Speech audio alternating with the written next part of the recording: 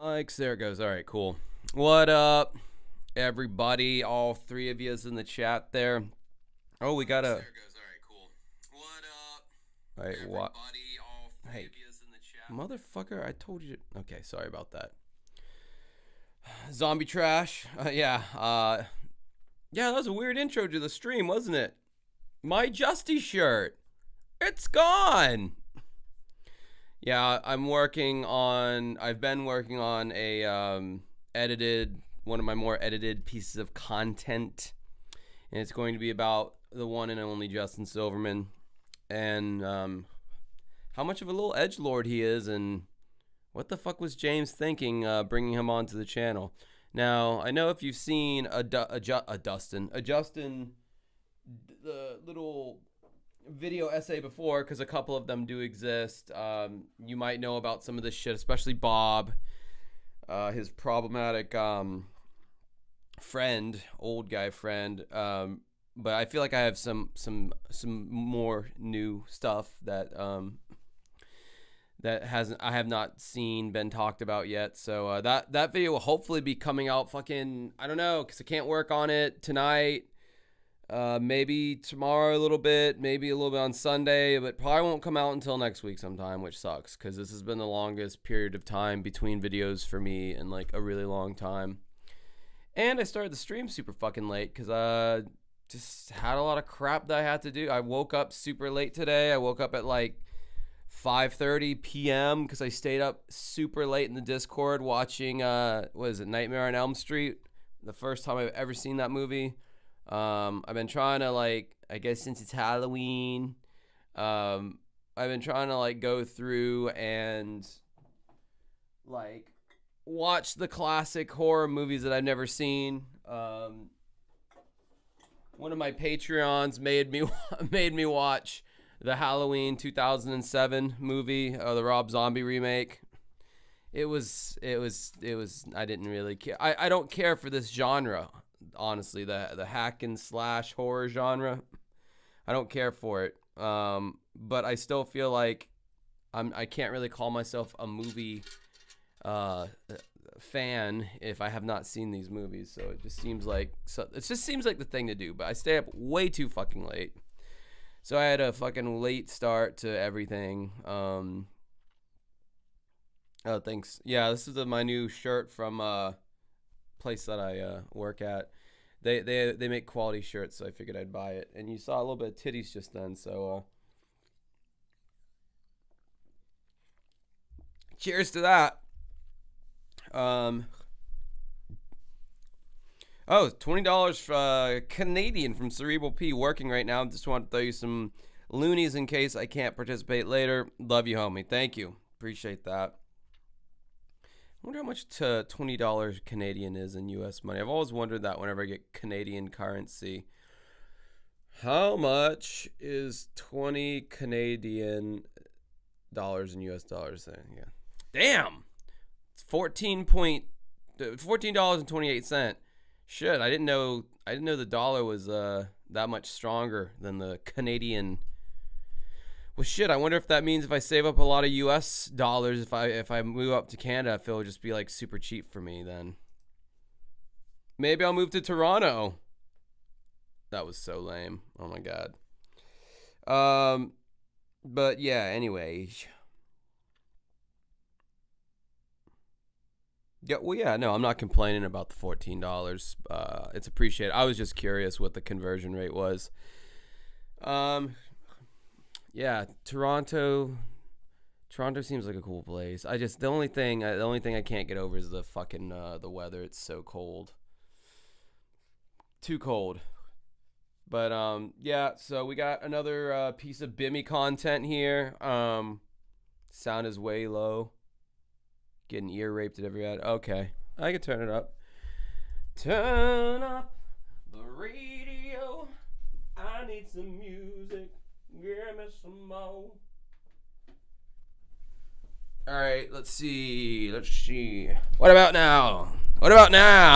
Now. Okay, maybe that's stronger audio.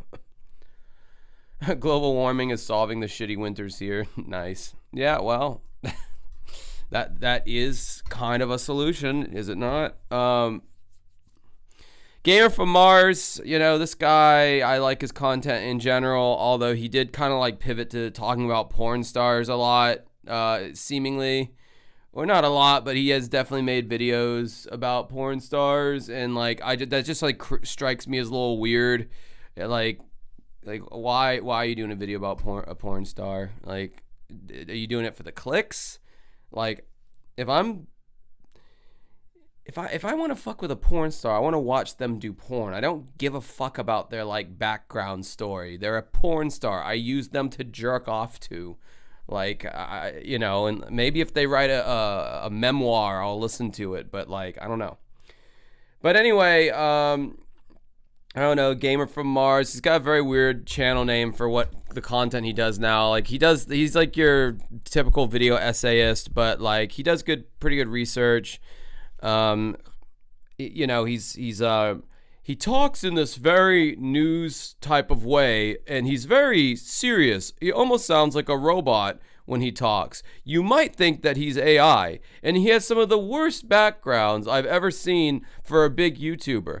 Like, seriously, this dude's like, you know, he's a ginger, and he's got like red skin, and his background's like the same exact color as his skin. And he just like, it's like when you wearing all green and you get behind a green screen, you just keys the whole thing out. I don't know why he wouldn't, you know, color coordinate that shit. But anyway, yeah, I mean, when I first saw this the other day, I was like, oh, another fucking thing about Bimmy, you know, whatever. But he's doing the Mike Matei angle, which I already know a lot about Mike Matei and his controversies and shit, so I was seeing like, well, maybe this is a different take on James' second in command, well, James' former second in command, Mike Matei. So, and honestly, I didn't have a fucking idea for anything else, so there you go. Because it seems like I'm a little burnt out on the VMAs too. I feel like it's been my go-to in the well here for a long time. So without further ado, I guess we'll get into it and see what happens. I even took a shower for you guys right before doing this, so just imagine me smelling good, smelling clean. All right, let's see here. Oh wait, I didn't even set it up in here yet. Okay. Yeah, I was not prepared for this shit at all. I got all my fucking music videos still up here from when I did the music video stream on Wednesday, which was a lot of fun. And those always get blocked, and I have to delete every single like problematic video, and so you don't get the VOD right away. And I think that's the reason why it doesn't really get a lot of views after the fact, because it's not available. And then once it finally is available, I don't know, just people don't watch it for some reason. All right, I did download this already, right? Or did I not? Yes, I did. Where the fuck's it at? What's it called? The Angry Video Game Nerd. The Angry Video Game Nerd Conspiracy. That is a very generic title. Oh, okay, here it is, I think. No, dipshit. Fucking upload it to the goddamn... Okay. Alright. That's fine. The Angry Video Game... Oh, $2 for Pizza King. It's okay, I smell like cigarettes and sadness. Ooh, you're a stinky boy. Yeah, you see what I mean here? Okay, let's capture him doing a different face. Game Nerd. Well, that's not much better. You see what I mean? It's like you got his skin here, and then you have the ugliest back. I know it's a weird thing to harp on, but it's something that's always driven me crazy about this guy, because he's got like mad fucking subscribers, and yet he can't invest in like a set. You can't like, you know, gussy up your background a little bit. You have to kind of make it look exactly like your skin tone. It's just very, very, very, very bizarre. So yeah, I'm gonna take another shot because This is only my second one, and Daddy needs some feel-good juice. I need a kickstart here. I need to get into the spirit.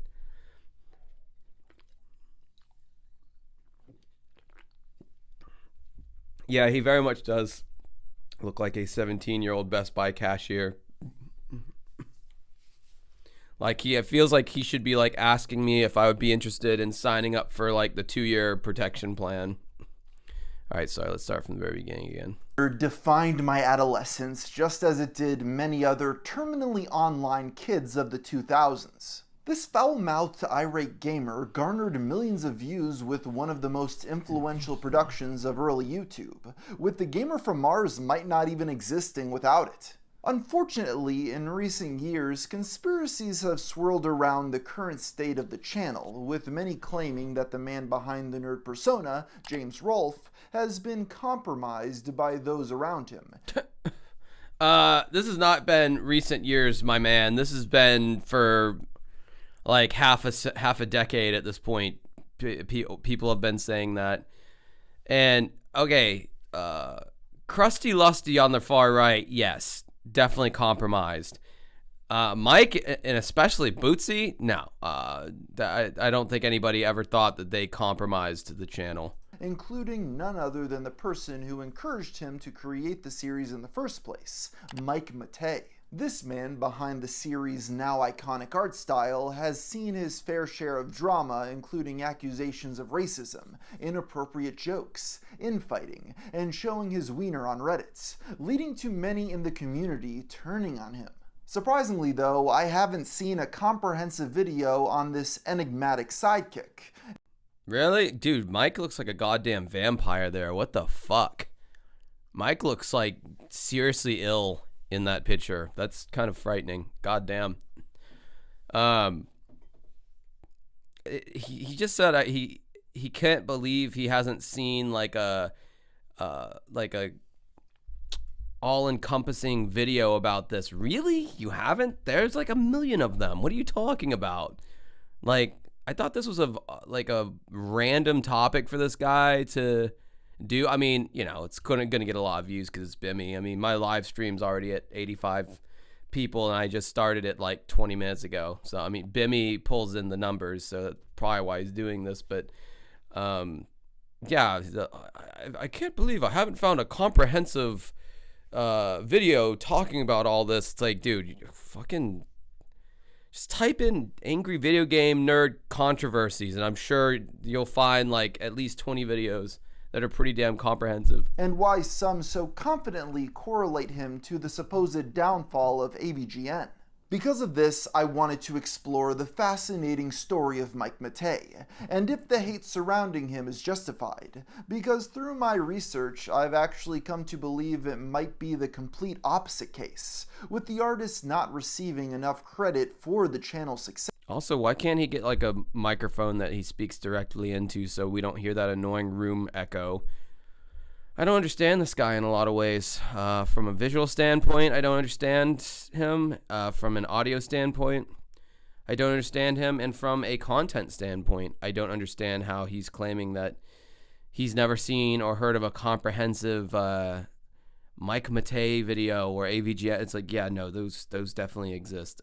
That's the only reason I know about his 10-incher and you know, Inspector Gadget and Brown Bricks and all that shit is from watching other documentaries about this topic. Yes. But to properly set up this somewhat dysfunctional story, we'll first have to learn a bit about the man behind the nerd persona. But before we go any further, I want to give a big shout out to my sponsor, Surfshark VPN. So annoying. Fucking VPN advertisements are like roaches. Once you see one, you know there's like 1,000 behind your walls.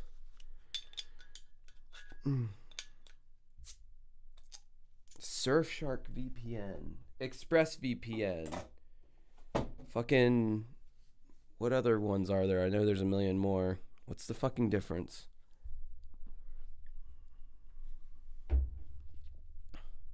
That room looks bad enough. Why do we need to hear it? Yeah, exactly. Yeah, Mud Shark, Waffle Stomp. Mudshark Waffle Stomp is going to be the band that I make that competes with Rex Viper. Provide 24/7 customer service that's the top of its class. Yeah, no, I'm waiting to get a sponsorship deal from any of these motherfuckers. Are you kidding me? I'm selling out as soon as fucking possible. So to try Surfshark out for yourself, click the link in the description down below. I guarantee you won't regret it. James Rolfe was... It's like I was talking to my friend today. I guess I'll call him that. And I was telling him, like, yeah, I'm trying to become financially independent via this channel so I don't have to work a shit job. And, like, I don't think that that's a bad thing. So, yeah, I mean, I don't fault any of these people for having sponsors or whatever. Like, dude, make that fucking money, man. Just don't go to Saudi Arabia and rail against billionaires, but then go to Saudi Arabia and do stand-up. Oh! Born July 10th, 1980 in Pennsylvania. Oh, God. I don't think he goes on too long about James's fucking upbringing, because I think we all kind of have an idea at this point of James's upbringing. Despite this, he spent most of his childhood in New Jersey. From a young age, Rolfe loved to express himself creatively. He first explored making comics. Karaoke is not a shit job. Okay, Henry Rice, you do it for 11 years and you tell me how not shitty of a job it is. Before eventually finding his passion in filmmaking. He originally started filming shorts in 1989, though they're probably more accurately described as home movies. These often starred his neighbors and childhood friends, with the earliest efforts being unscripted. As James tried to start writing, his actors often got bored, forgetting their lines and leaving the project. This led Rolfe to start experimenting with puppets and action figures. Throughout high school, Rolfe's mother signed him up for weekend and summer. Damn, look at that, like a 1950s Leave It to Beaver white kid with a very bad bowl haircut. You could see, like, the corners of the hair, even back then, the male pattern baldness. I'm just kidding. Man, he grew into those teeth. He still has those exact same front teeth. They just kind of, like, go out like that a little bit. Yeah. Look at me dunking on a picture of a very young James Rolfe. That seems... Am I punching down at this point? I don't think so. I think he's still a lot bigger than me. $5 super chat. Pizza King, I don't fault you for trying to get YouTube hustle going. At least you're not another political grifter. I do not want to, I would never want to get into politics because it's a full-time job to know everything. For you to speak knowledgeably on a topic when it comes to politics, that has to be your full-time job. You have to know everything about what's going on in the world, and just for you to speak with any kind of authority or credibility, it's like you can't just read a few things online or on X or whatever and be like, well, I pretty much understand what's going on in the world now. Time to have an opinion on the internet. Courses at the University of the Arts in Philadelphia. Upon graduating, he enrolled at the college to start filmmaking on a promising artist scholarship. Yeah, like the video. 19-year-old Costs moved you into nothing. a dorm, living away from home for the first time. There, he would meet several friends that would go on to become longtime collaborators. The first was Kevin Finn, who most fans will recognize as portraying the glitch gremlin. The next was Brendan Kastner, better known by his college nickname Bootsy Spankins. As James would put it, this guy I saw often. He was low-key like me, gentle and kind, but he still knew how to party. Freshman year was chaotic for the aspiring filmmakers. The dorms reflected a rebellious attitude of constant drinking, smoking, and partying. James started filming these antics to create a documentary called IXOV, which he edited over the summer. This is also when he met Kyle Justin, planning to move into an apartment together sophomore year. Justin is known amongst fans as the guitar guy, responsible for the iconic Angry Video Game Nerd theme song. Sadly, James' academics were halted when the dean discovered his tapes, suspending him for a year for his involvement in their disregard of the rules. IXOV has been described as a Jackass-style movie, capturing various instances of arson, vandalism, and other drug-fueled mischief at or around their dorms. Anyone else in here read a movie-making nerd or listen to the audiobook? I listened to the audiobook several times at this point. I only made it through that room goer part like once. It was so he spent so much, and I know Red Cow's already talked about this, and I know we share a lot of the same fans, but like he spends an inordinate amount of time in that book describing his college years.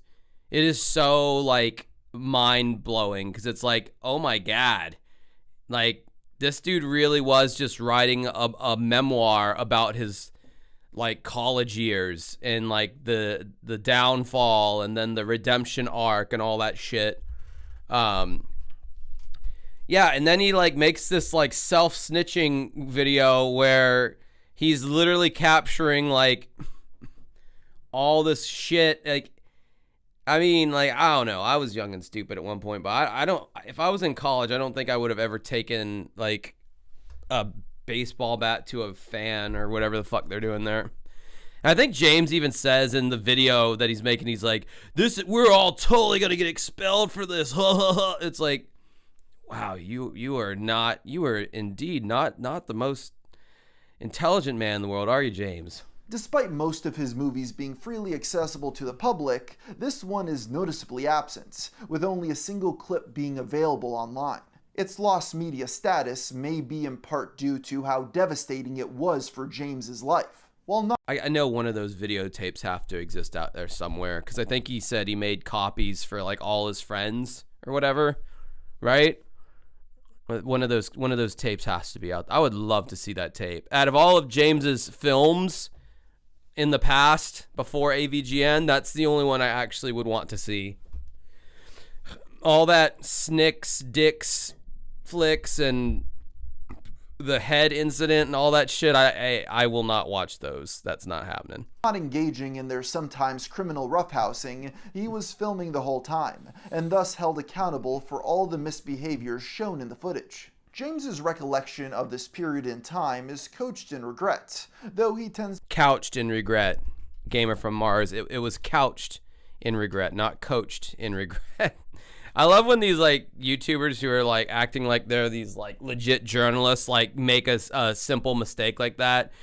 James said it was coached in regret. No, it's couched. Or like when Patrick CC, one of the most offensive ones. Patrick CC, I don't know if you know this. He's another ginger. Who does this same kind of content. Although I think Patrick, no, they both try to be a little on the edgy side sometimes. When describing the Potomac River, Patrick called it the Potomac. He's like, the plane crashed into the Potomac River. And I'm like, oh my God. That's how you know they're fucking Gen Z or very young millennial, like, Jesus Christ. $4.99 super from Paul. Thank you. And he's got a little wrench too. That means he's gonna wrench you down if you fuck with me in the chat there. To downplay his role in encouraging. Wait, what is that book? What's that text? My dad was hold on. Where? I want to read that text if possible. Meanwhile, my name shows up on the bottom of the screen, giving me permanent identification. Watching it, you'd wonder, what was I thinking? Why did I pretend I was one of the troublemakers? I guess it was just for art, but now my art had ironically gotten me kicked out of art school. My dad was speechless. My mom just kept asking, like, why didn't you tell us that stuff was going on, and how did you live that way? And to think all the time I spent scrubbing floors when we helped you move out. But it was over now.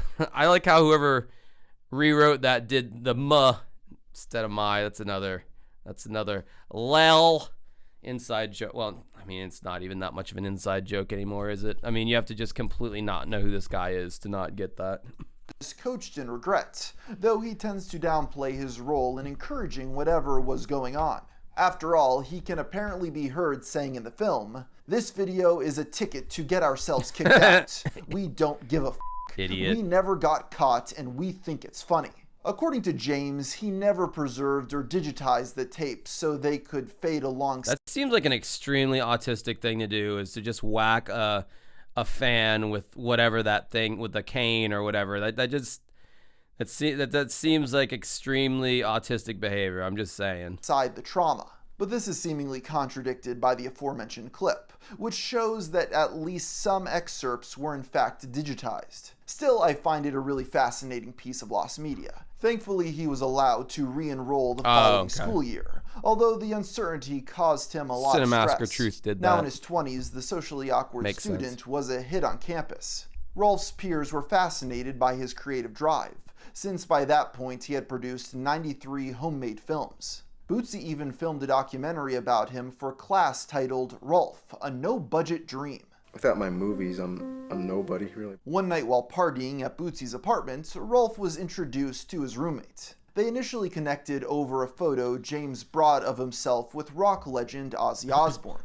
That's really weird to bring a picture of you with like of you with anything. It's just weird to bring a physical picture to a party. That's bizarre.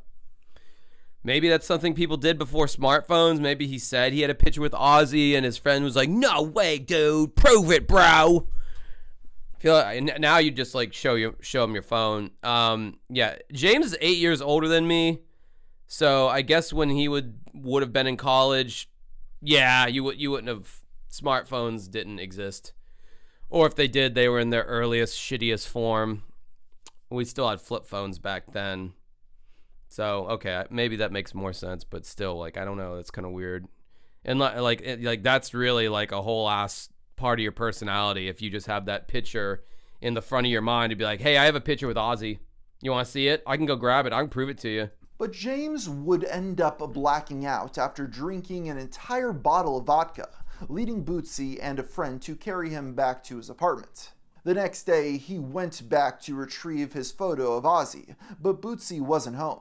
He would end up hanging out with that roommate instead, bonding over a shared love of video games. They would end up playing together after he noticed his bookshelves of vintage consoles. That roommate's name was Mike Matei. Mr. Matei was born on October 5th, 1980.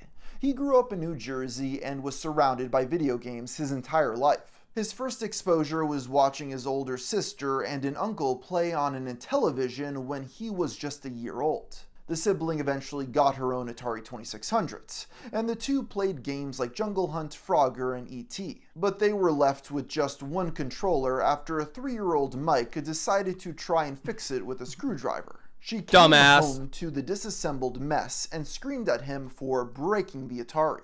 Around this time, his family often went to the roller skating rink. Yeah, me and my older brother played the fuck out of video games growing up. For us, it was the OG Nintendo, obviously. Atari was a little before our times. But yeah, he was like 4 years older than me. That is such a critical age difference when you're like growing up with a sibling. He was just automatically better than at every video game than I was, but it like made me get better.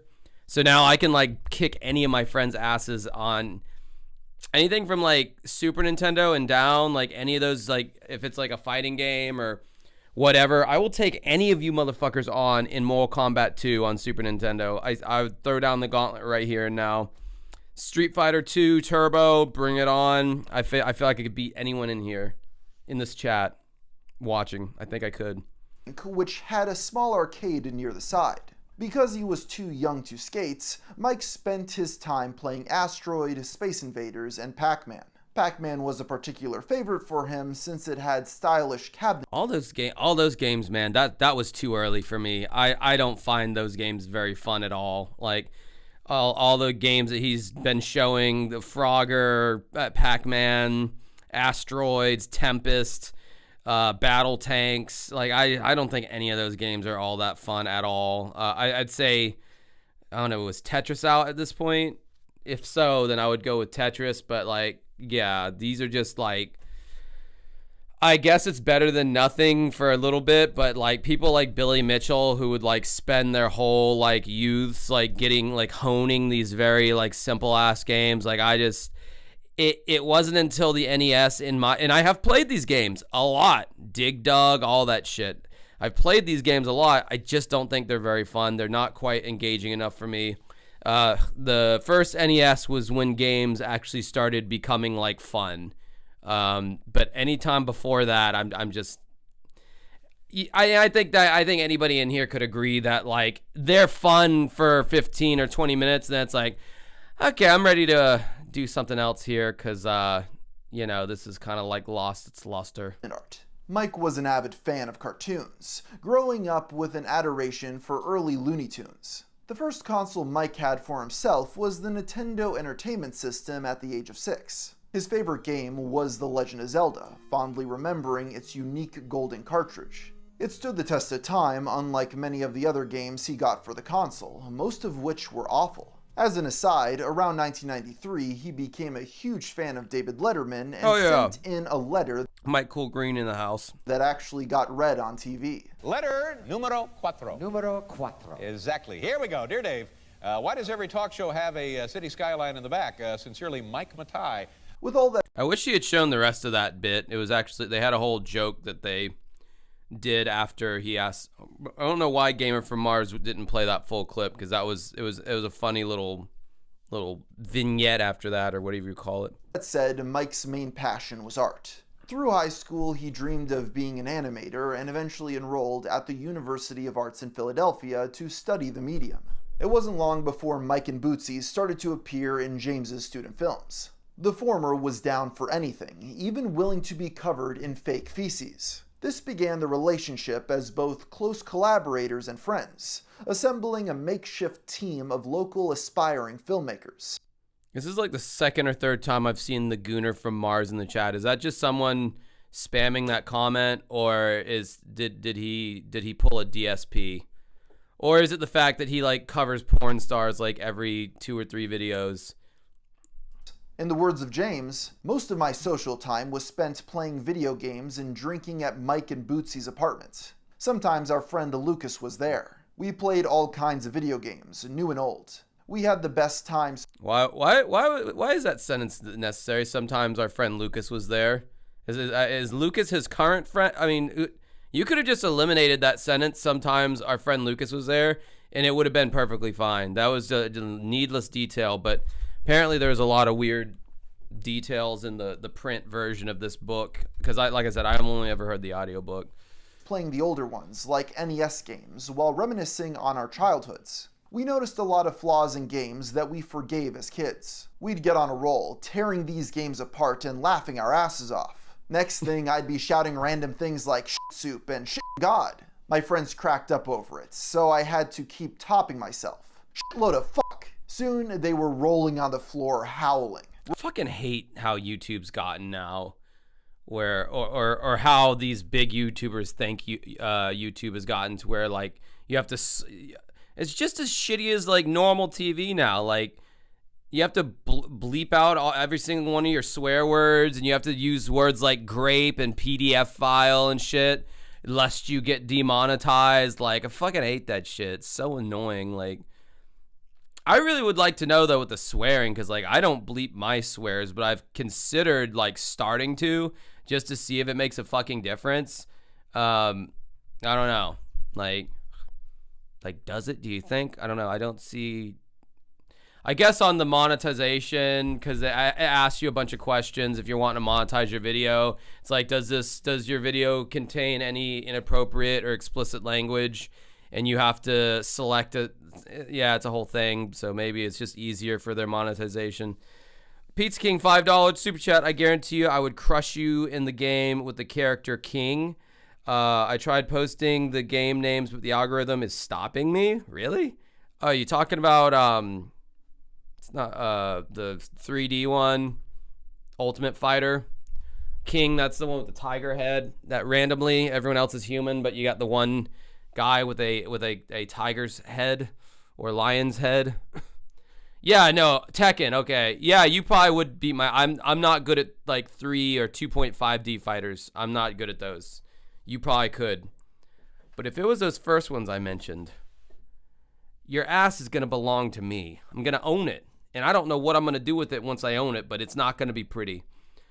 It's funny when YouTubers are all like, I don't know what the rules are. I don't want to get demonetized. They will literally censor themselves from saying anything. They know what the rules are. As soon as you get monetized on this platform, you know what the fucking rule, because you have to go through it every single time. You go through the monetization, like when you're uploading a video and you go to the monetization tab, which you have to go through. And it's like, do you want to monetize your video, on or off? And if you hit on, you have to go through all these things. And if you don't have any of those problems in your video, then you can just click the box at the bottom that says none of these apply. And then you hit submit rating. And so far I've skated through by usually just hitting none of these apply, even though I do swear a good bit in my videos, but don't tell anybody that. Rolf graduated college in 2004, earning his bachelor's degree in the fine arts. Despite this, it was a dark period for the movie-making nerd. It was during senior year he began dating his first girlfriend, but after graduating she broke up with him and immediately started seeing someone else. James recounted feeling emotionally destroyed to the extent he stopped caring about his movies. As the summer began, his drinking increased as a result of the heartbreak. At the advice of a friend, he got a job to distract him from his sorrows, finding work at a liquor store. But being surrounded by alcohol only made him want to drink even more. I'd buy beer and wine to drink alone in my room. I do not see James Rolfe as a wine drinker. Remember when Happy Video Game Nerd was a thing with Derek Alexander, and he would wear a black button-down shirt and like drink wine, and he like kind of like did the opposite of Angry Video Game Nerd? I remember that.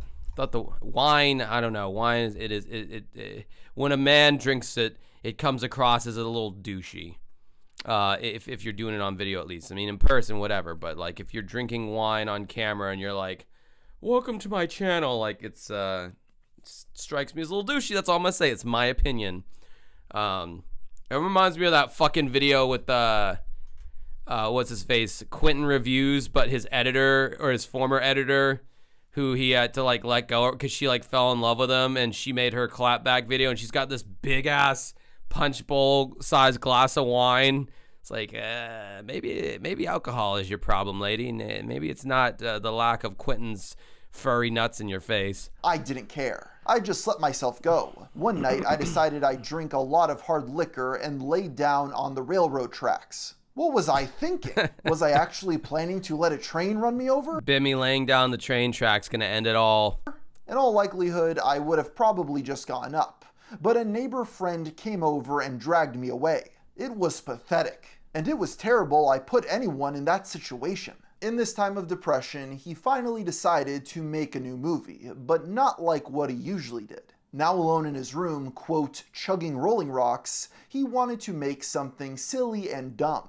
After rediscovering some old NES games, he decided to take his frustration out on so-called classics. Rolf started filming gameplay off his VCR and wrote commentary channeling those college days of past. This game sucks. This first video covering Castlevania 2 Simon's Quest was entirely voiceover. Shortly after, he borrowed a copy of Dr. Jekyll and Mr. Hyde from Mike. He was laughing. Yeah, Rolling Rock, for the record, is like some of the nastiest beer. I don't know of all the beers why that one. I don't know. Yeah, it's like, what is it, like a Pilsner, just like a cheap Pilsner. Yeah, I tried Rolling Rock a few times. Never liked it. Be a real man and get a goddamn Michelob Ultra. It's got very few calories and carbohydrates, and it doesn't even really get you drunk. So it's basically like you're not an alcoholic. That's what I tell myself. Because I had a copy of it, because I had a lot of garbage NES games. I had like Rocky and Bullwinkle and just total crap. Ew, I hate Miller High Life. How dare you say that? I think you knew I hated it. That's why you said it. Games. Yeah, so he borrowed it from me. And then the next time I saw him, like a week later or something, a few days later, he showed me that video. And I'm like, oh, you made a video? I didn't know he was going to make a video. This time he appeared on camera, establishing the look of the nerd. While consciously playing a character, it reflected reality as he was genuinely depressed. He drank a six-pack of Rolling Rock in less than an hour before filming the second episode. Okay, drinking 6 beers in less than an hour, that's a lot. That I think that surpasses even my abilities. I don't think I could down 6 beers in an hour. I probably could. It would be pushing it though. Like that's a lot of liquid period to consume in an hour's time. So I when I heard that, I was like, man, maybe Bimmy is maybe he was a worse alcoholic than I am, which is quite a feat. With Simon's Quest, you heard the sincerity in my voice, but now see the sincerity in my eyes. This game is horrible. It's horrible. Pong is better, and Pong is only like 3 lines in a ball. It makes no fucking sense. James copied both videos onto VHS tapes labeled Bad NES Games. I don't like Heineken. Heineken smells like weed, and it tastes kind of skunky too. I'm not a fan of Heineken. Why does it smell like weed? I've never understood that. And gave them to Mike and Bootsy. They both loved it and began circulating them amongst friends. But that was where he expected it to end, a one-off gag. Shortly after this, Kyle would help Oh, there's James's wife, for anyone who's never seen her. She looks fucking miserable. And James looks like he's got a gun just off camera pointed at the back of his head, being like, "Smile, motherfucker!" I'd rather drink Natty Ice or PBR over Rolling Rock. Yeah, same. Natty's pretty fucking awful, though. It will get you fucked up, though. I think that's why Natty Light was the beer of choice back in the beer pong days of my youth. And like, you know, if you opened up your friend's refrigerator at a party and there was just like a 6-pack of Sierra Nevada, you knew not to take one. But if you opened up your friend's refrigerator and you saw like a 48-pack of Natty Ice, you didn't even have to ask permission. It's just, this is a communal beer. This is a very abundant beer, and it's not expensive. So like you wouldn't even question that beer. But any other one, if it was even a Bud Light, you'd be like, is this communal? I don't know. Like, introduce him to an art student named April, who went on to become his wife and the eventual mother of his children. During this time, Mike began to lose interest in animation. The process was quite arduous and unrewarding, something he hadn't anticipated. James has a sister. I would with the love to know success what of she looks Pixar, like. The industry began to veer away from traditional 2D styles in favor of 3D. Still taking an interest in storytelling and comedy, Mike would start to favor comics instead, taking inspiration from underground comic artists like Robert Crumb. The culmination of this would be the Loco Bandito, a series of over-the-top comics playing off offensive stereotypes. The Loco Bandito in Careful Where You Stick That Thing by Mike Matei. Hey, looky what Chuck brought for you. Wow, a huge package of cocaine. Charles Nelson Riley, you, sir, are God's gift to the earth. That's what my mommy used to call me.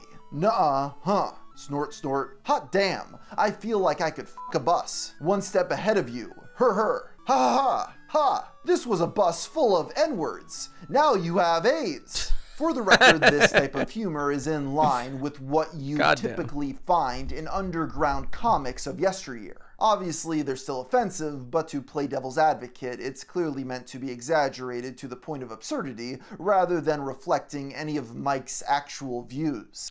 See, that what he just said there, I just kind of wish that, like, that could just be the new golden rule for the internet. Like, he's like, clearly, he's doing this to be extreme and out there and edgy. They don't mirror Mike's exact views, but I feel like the internet just doesn't take it like that. They're just like, well, I don't know. I think people who have a brain, they know that, but like, I don't know. Like, wait till you see the Justin video got coming up. He got a lot of edgy stuff in there. Like, you just can't even make jokes like that anymore. And I'm not saying I would if I could, but like, it's nice to know that if you wanted to do something edgy, you could, and you wouldn't have to worry about getting canceled. And yeah, that's just not really the world we live in anymore. These were published to their own website online in 2004, although it seemed to be a short-lived endeavor. In the comments of an unrelated blog, Mike remarked, "I draw the Loco Bandito when I feel like it, and I haven't really felt like it. Besides, I'm too lazy to manage a website. I tried getting it published, but no one had the balls. So whatever, I'll just draw Zelda and be happy." Skipping forward a bit to 2006, James and Mike had found jobs editing corporate videos. On the side, James kept making movies, some serious, others sillier in tone. He would submit these to film festivals, but rarely got a response. Then one day, Mike they looked like shit. Introduced him to a brand new website called YouTube. It was a game changer, letting you upload videos for free to a large audience. After a 2-year break, James decided to bring back the nerd character one last time to close out the trilogy. It was more cinematic, combining the styles of the first two together to create a fresh new format, using various camera angles and including skits like pretending to smash his head with a kitchen cabinet to show how mad he was over an old game. That was from that documentary American movie with Mike Borchardt.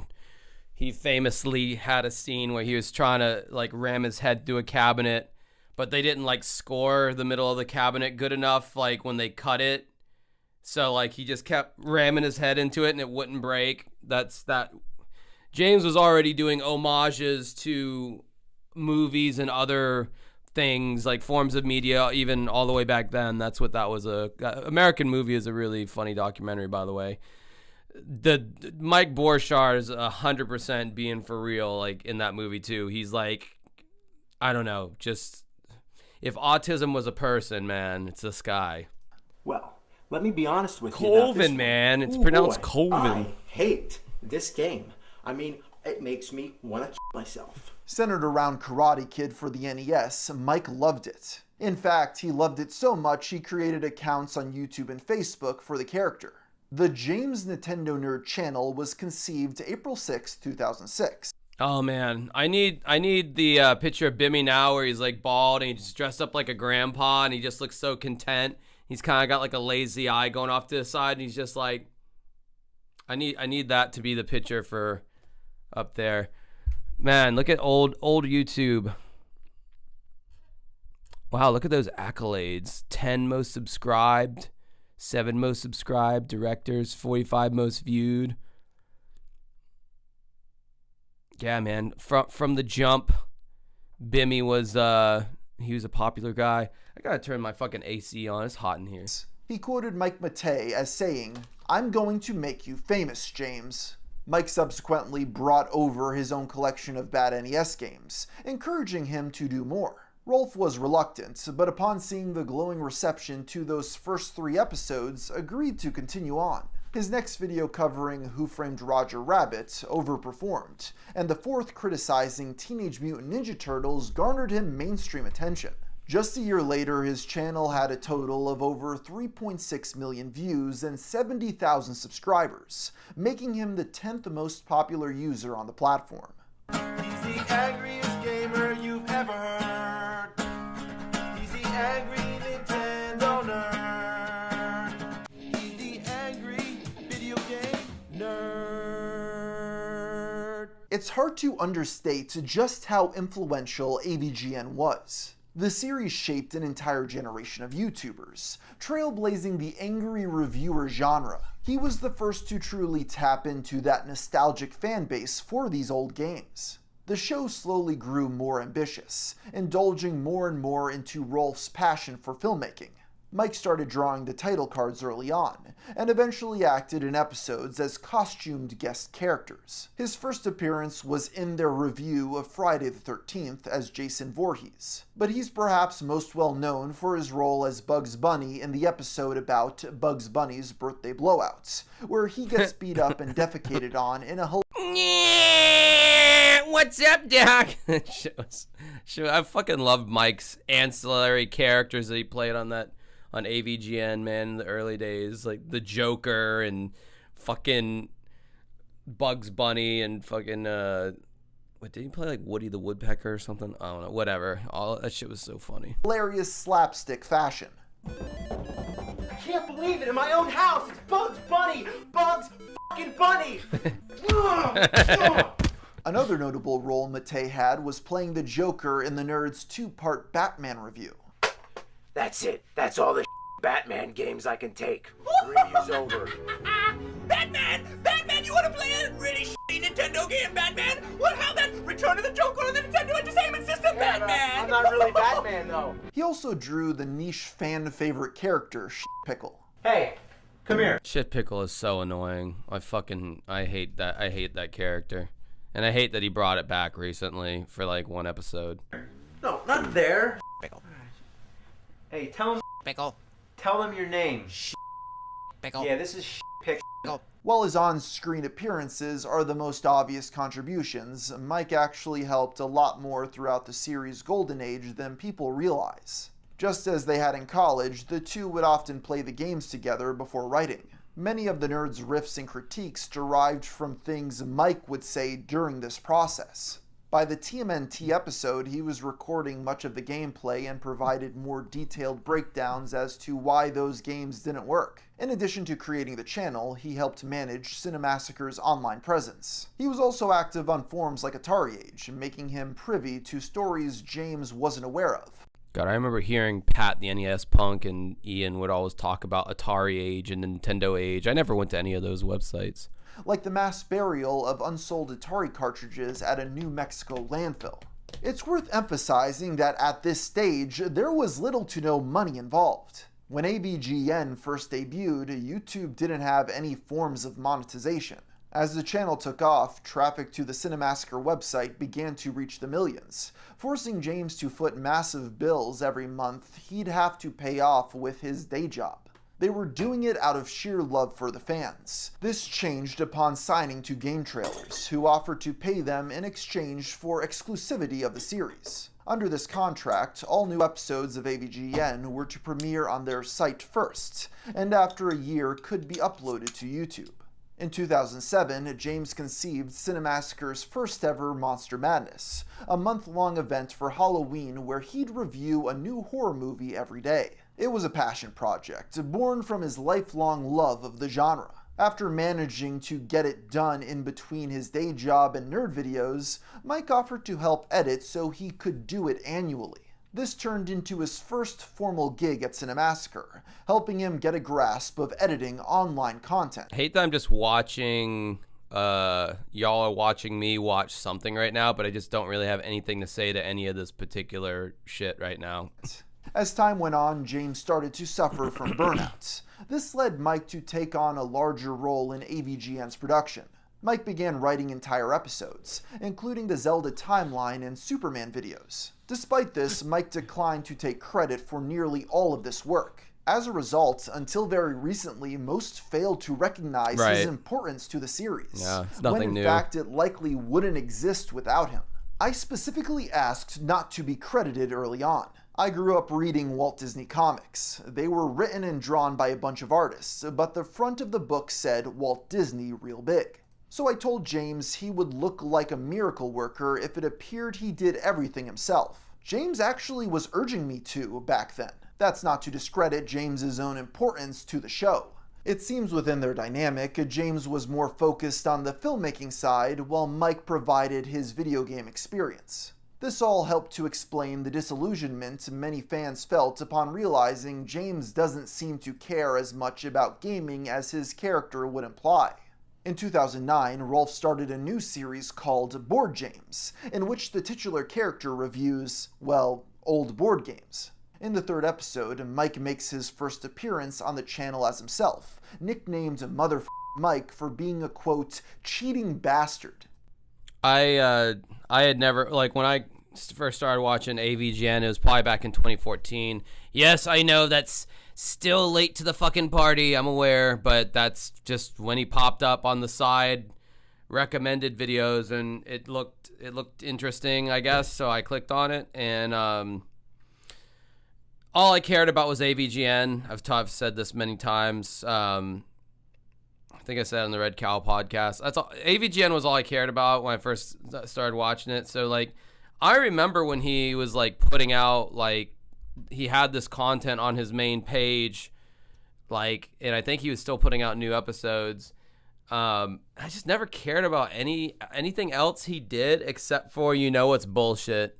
For some reason, I really liked those because a lot of them like made sense. But yeah, then everyone like freaked out when I was saying that like I never watched Board Games. Like, dude, that's like the best thing he's done. And I wouldn't. Well, I would say like the last like half of the videos get a lot better than the beginning ones. So yeah, that's what I have to say about that. Wait, where'd you get all those balls? What are you talking about? You had more balls than me. There's a bunch of balls behind you on the floor. They chopped past you. You asshole!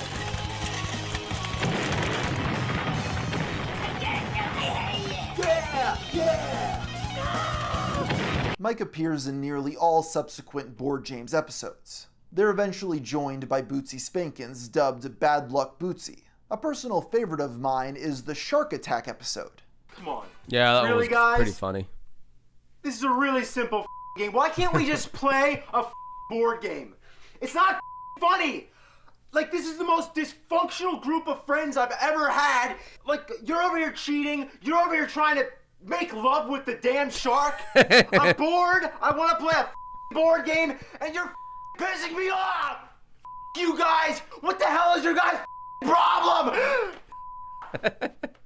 See, he could act at one point. Like, what the fuck happened to that, James? Like, that's the James that everyone wants to see again. I just don't think he's got that fire in his belly anymore to do anything like that. Yeah, I mean, it looked like he was having like one of his like early school day autistic freakouts that he talks about in his book. Like, I don't know. Like, I know for a fact he can't get into that headspace anymore. Like that, I don't know, maybe it was my kids or whatever, but like I think that headspace is like deactivated, never to be reactivated again. I don't think he can go there as an actor anymore. By January 2011, the Cinemassacre channel amassed 500,000 subscribers. That month is also when Mike appeared on his first solo video, How to Jump Over the Flagpole on stage 1-1 in Super Mario Bros. The video actually did quite well, garnering 1.2 million views. As a result, it would evolve into his own spin-off series called Mike's Game Glitches. Today I'm going to show you some tricks and glitches in Super Mario 64. Let's go! It's me! I'm a f***ing cheater! Viewers of the channel up until this point had quite a positive view of Matei, although over the next few years things began to change. It started to go downhill in late 2011 when James announced he would begin attempting to crowdfund a feature-length film for the angry video game nerd. The Indiegogo campaign launched on October 16th with a goal of $75,000.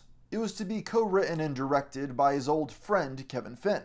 The campaign ended on February 2nd, 2012, collecting a total of $325,000. With that, Rolf left for California. I think GamerFromMars videos would be more interesting if he like farted like really quietly in the background, like he's just doing his thing, and you just hear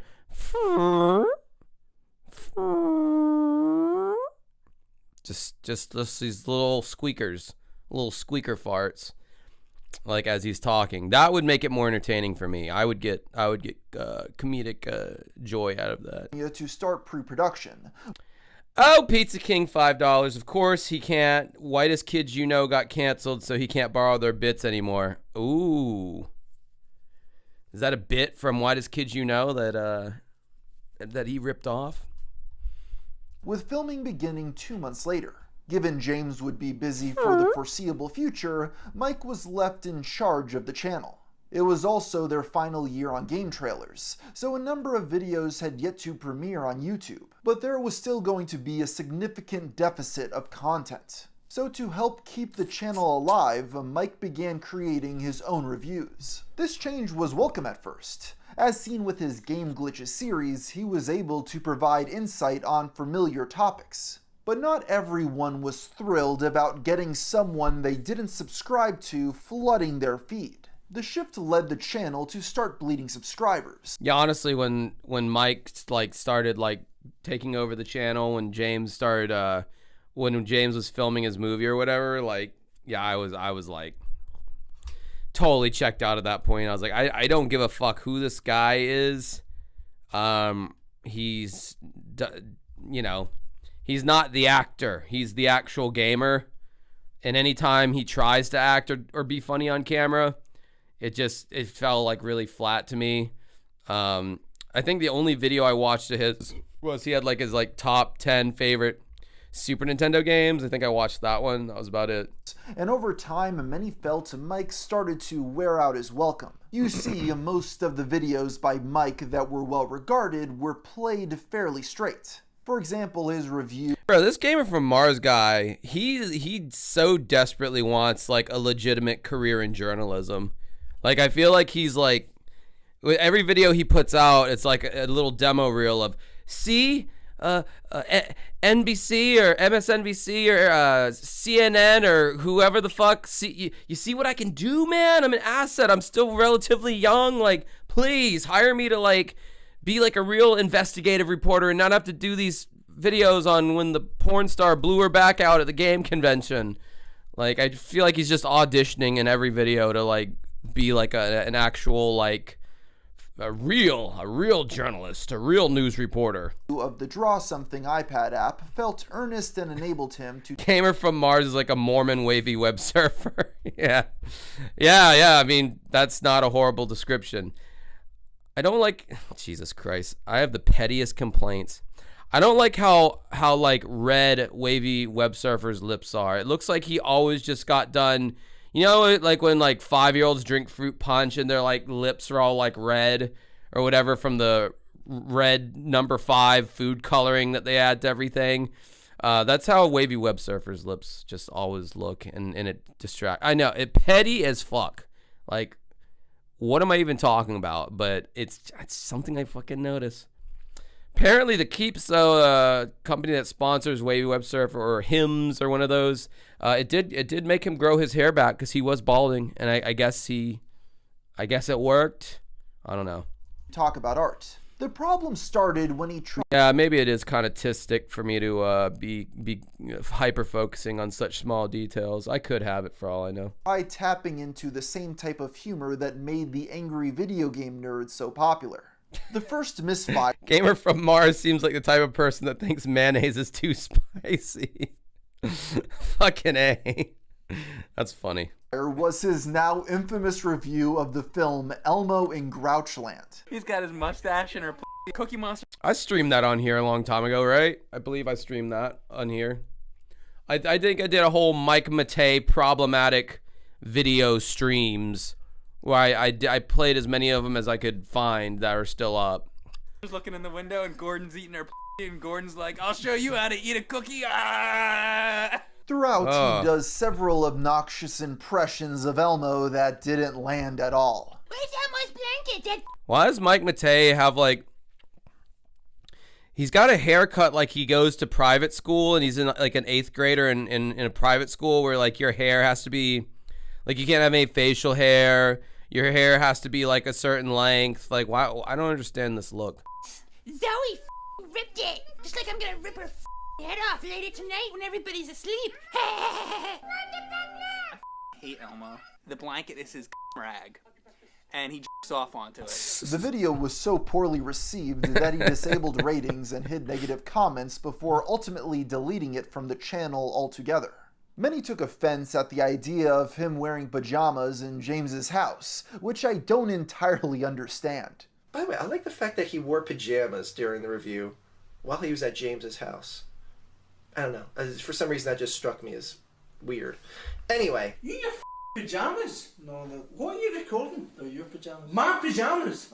Why are you recording a video in my pajamas? I don't have any clothes. Regardless, Mr. Matei didn't take this well and began copyright striking re-uploads. Of course, this incident couldn't compare to his next and far more infamous misfire.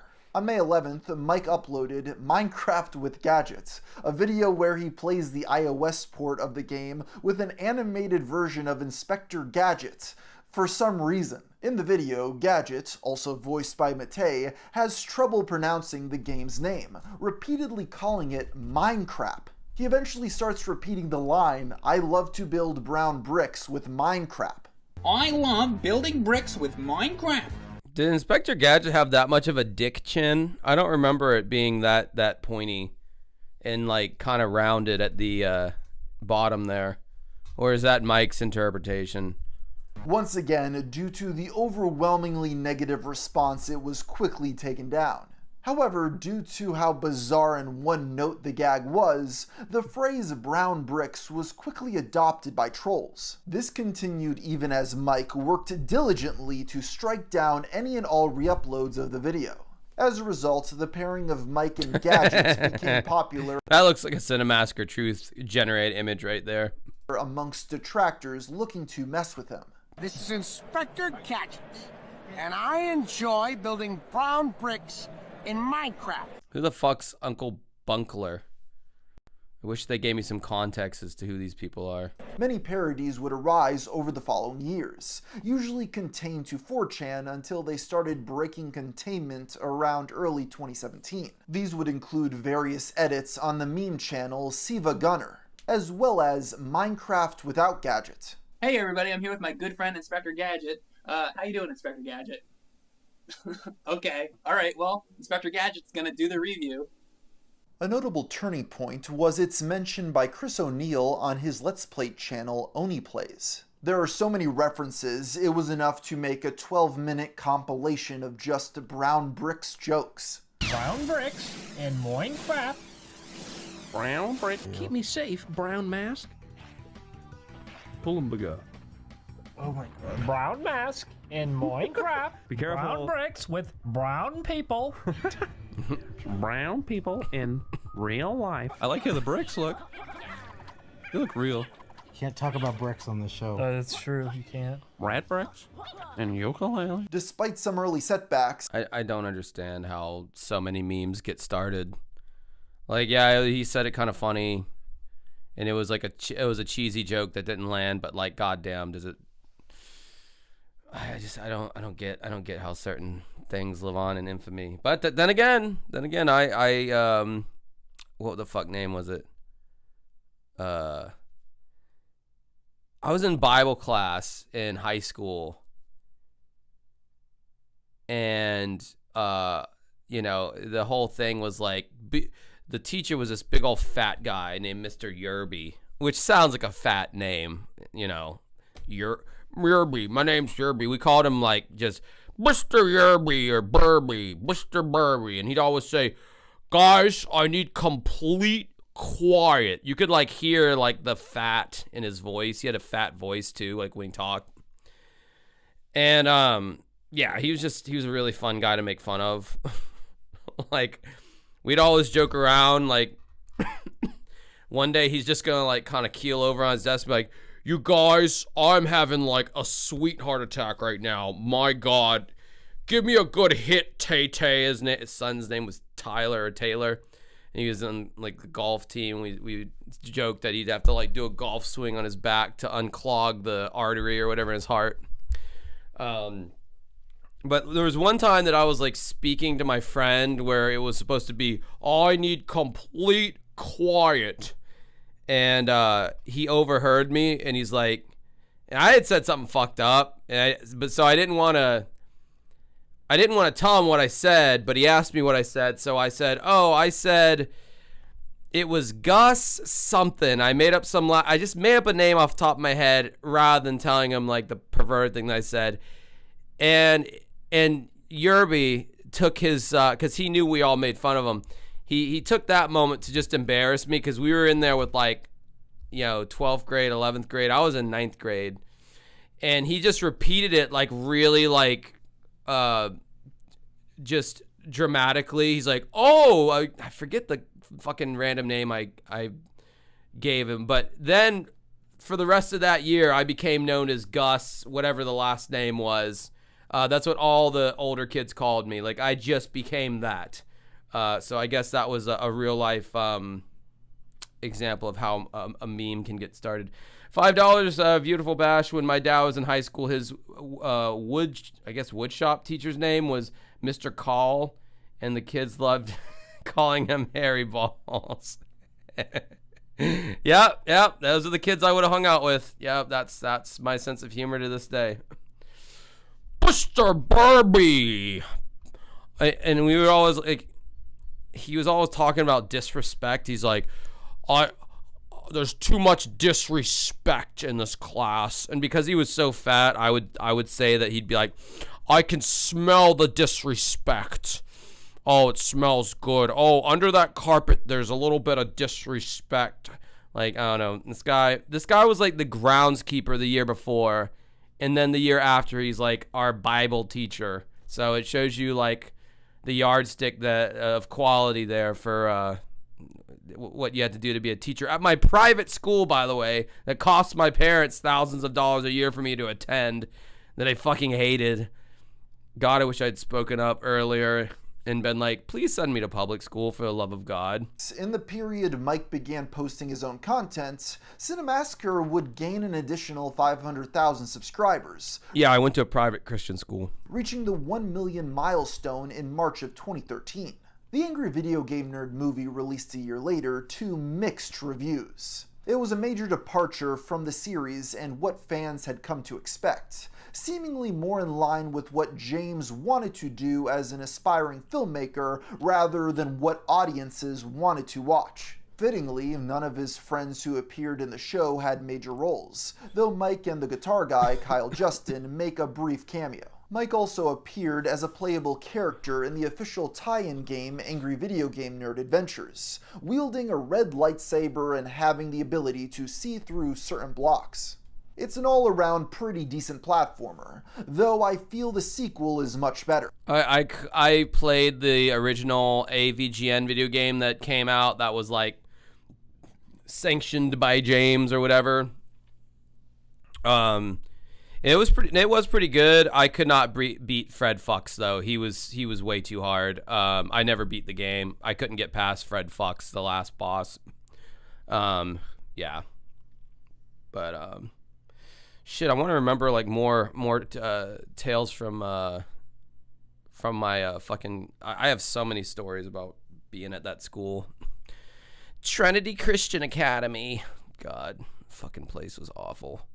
Now apparently they've like relaxed a lot of the rules and it's like super cool. Like you have to wear uniforms back when I went. Now you can just kind of wear like, you know, shit, basically like clothes like as if you're going to church. But that does mean you can wear jeans, and you couldn't wear jeans back then. You had to wear like either tan or navy slacks with like a polo shirt that could either be green, blue, white, or red.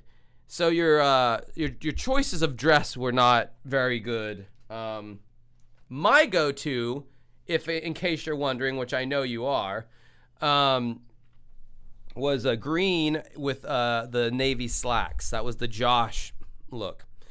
And then on Chapel Day, which was on Thursday, you had to wear a white button-down shirt if you were a dude.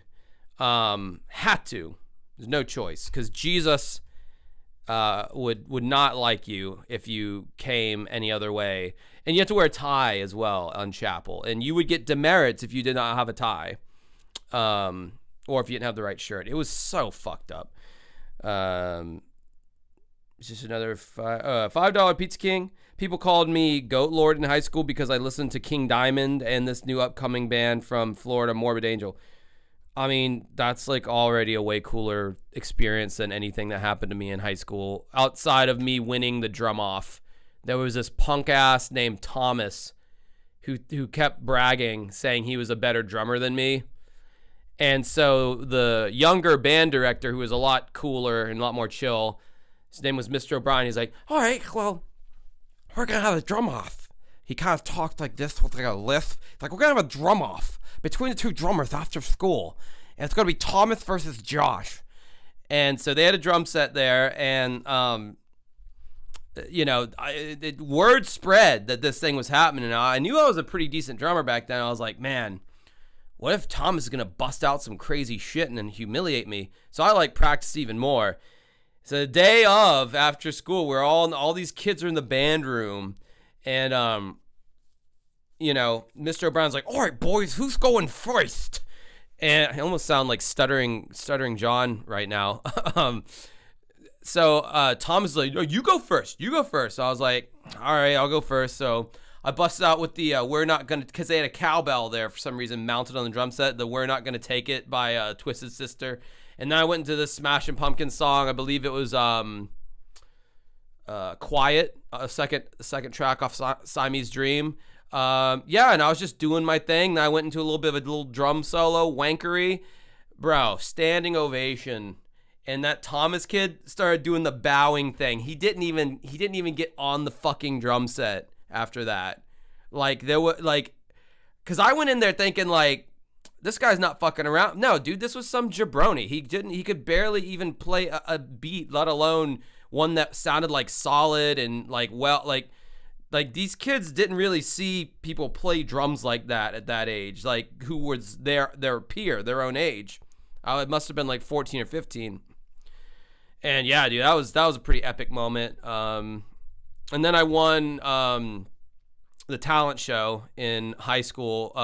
At this point, I had shifted to bass guitar. I had this whole like bass routine, a lot of slap bass, some Primus stuff. And then Victor Wooten, this very talented bass player that many of you may know, he had this thing that he would do where he would play Amazing Grace only using the harmonics on the bass, which are basically these bell-sounding tones that you can only access them by touching the string very lightly. Unless you're on fret 12, then they're easy to play. But yeah, then I ended with Amazing Grace only playing it on harmonics, slid down to a G, which was like the ending. And yeah, that blew everyone's mind too, apparently. I won first place. Because the only other competition was like some kids trying to recreate a scene from a high school musical, like a dance scene. It was so stupid. Some other things. And I don't know. I just came in, and again, I don't think anyone had seen anybody play quite like that at that age, at that private school. So those were two cool memories. Oh, and I like fingered a really hot chick. Well, kind of fingered and made out with, whose name I will not mention, but I had a big crush on, who is still hot to this day. Anyway.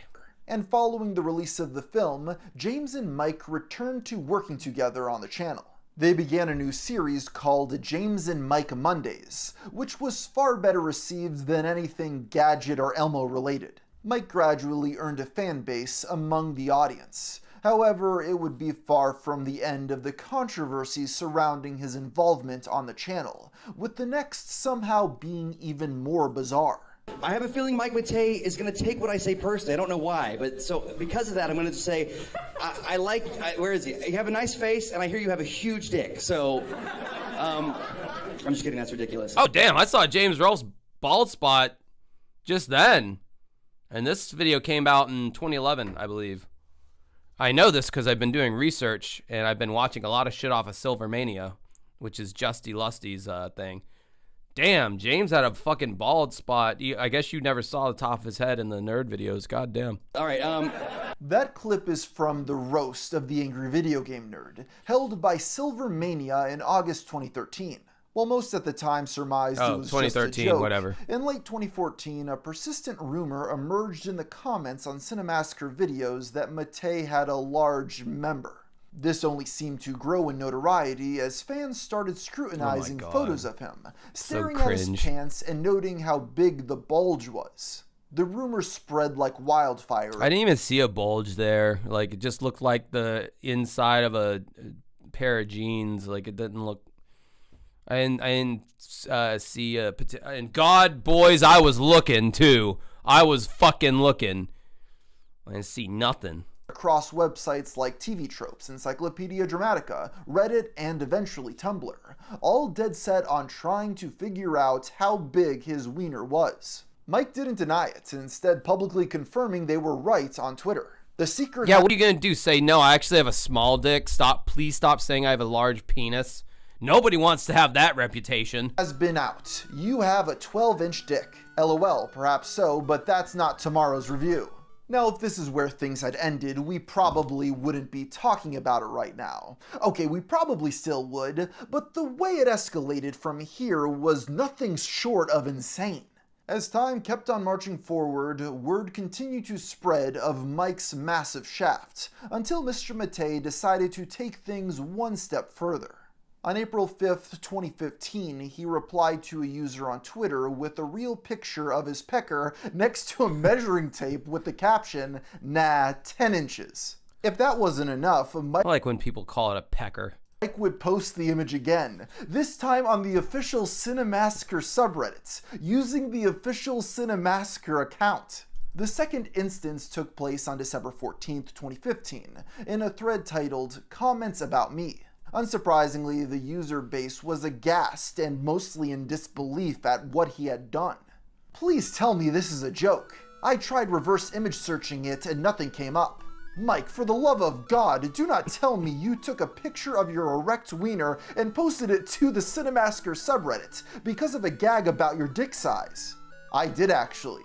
People just keep bringing it up, so hopefully that ends the speculation. Mike, you didn't need to do this. Yeah, I guess looking back, if I really like take all this shit into consideration, Mike also was one of the people that like, well, I mean, I would say that James didn't vet him, but he totally did, because that's my whole thesis on my newest video is like, why is James so bad at vetting the people who works closest to him, like Justin? But like, they were friends for a long time, and I don't know, maybe Mike was just being young and fucking stupid there, but like, I mean, by that point, if you got that many views and you're doing that much business, it's like, this is a brand. This is like a fucking corporation at this point. Like, there should have been a Cinemassacre LLC at this point. So yeah, you typically don't have like one of the top guys in Coca-Cola posting a picture of their schlong on Twitter or wherever this was, the Reddit or whatever. Like, yeah, that's not the best look.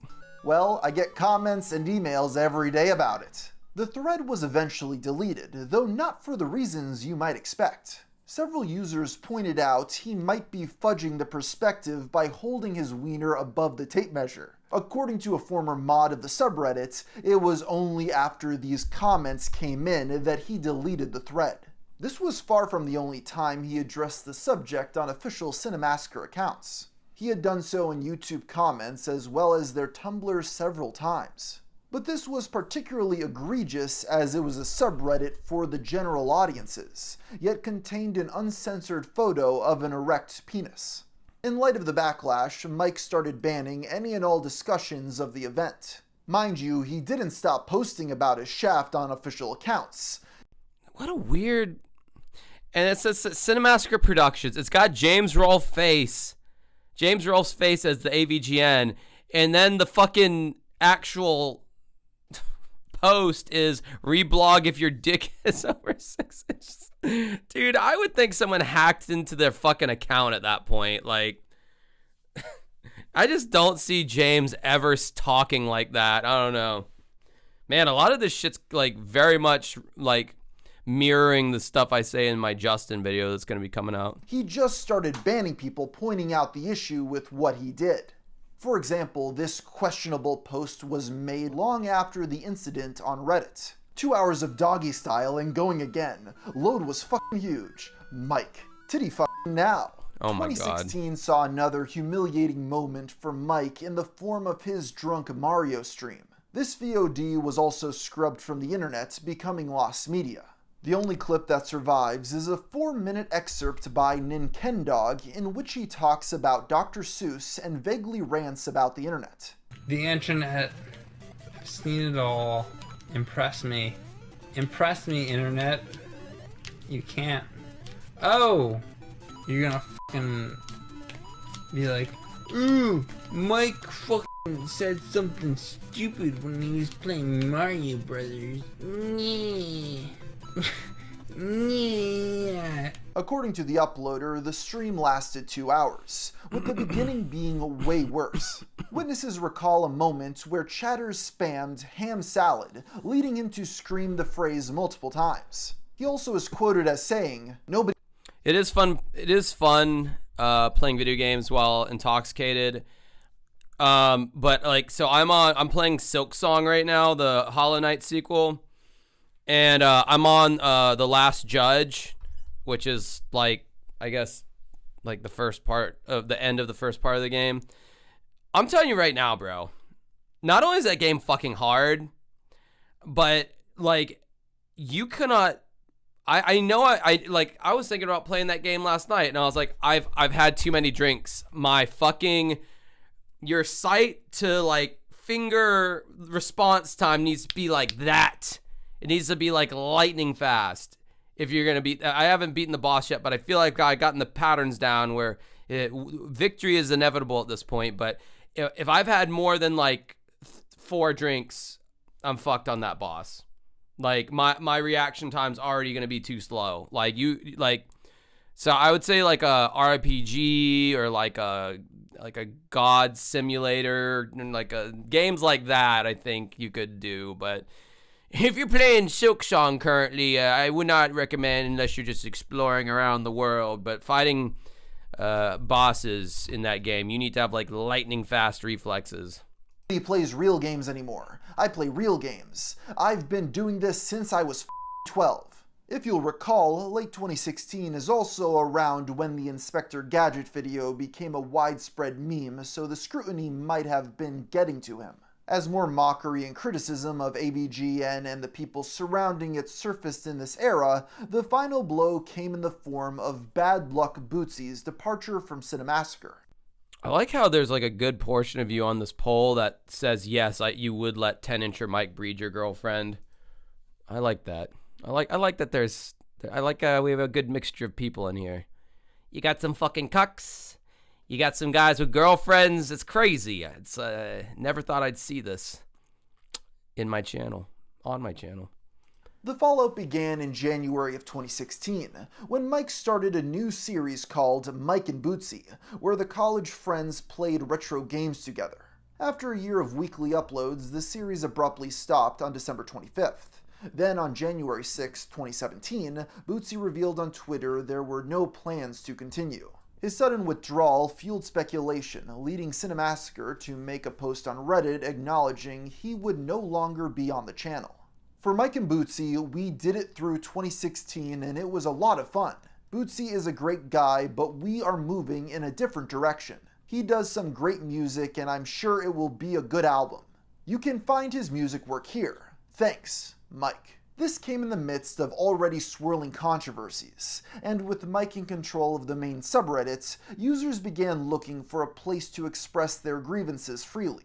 The result was a new subreddit called The Cinemassacre Truth, which has gone on to become the main hub for the channel's detractors. As a result, awareness of these previously overlooked scandals finally began to spread. One notable discovery was evidence the photo Mike posted of his schlong may not have been his own after all. After reverse searching the image, a user discovered it originated from a Tumblr blog called Measure Up. The post is dated January 2015, 3 months before Mike claimed it was his own. It's worth noting the image was anonymously submitted, meaning there's a small chance he could be the one who sent it out for himself, but no one can be sure.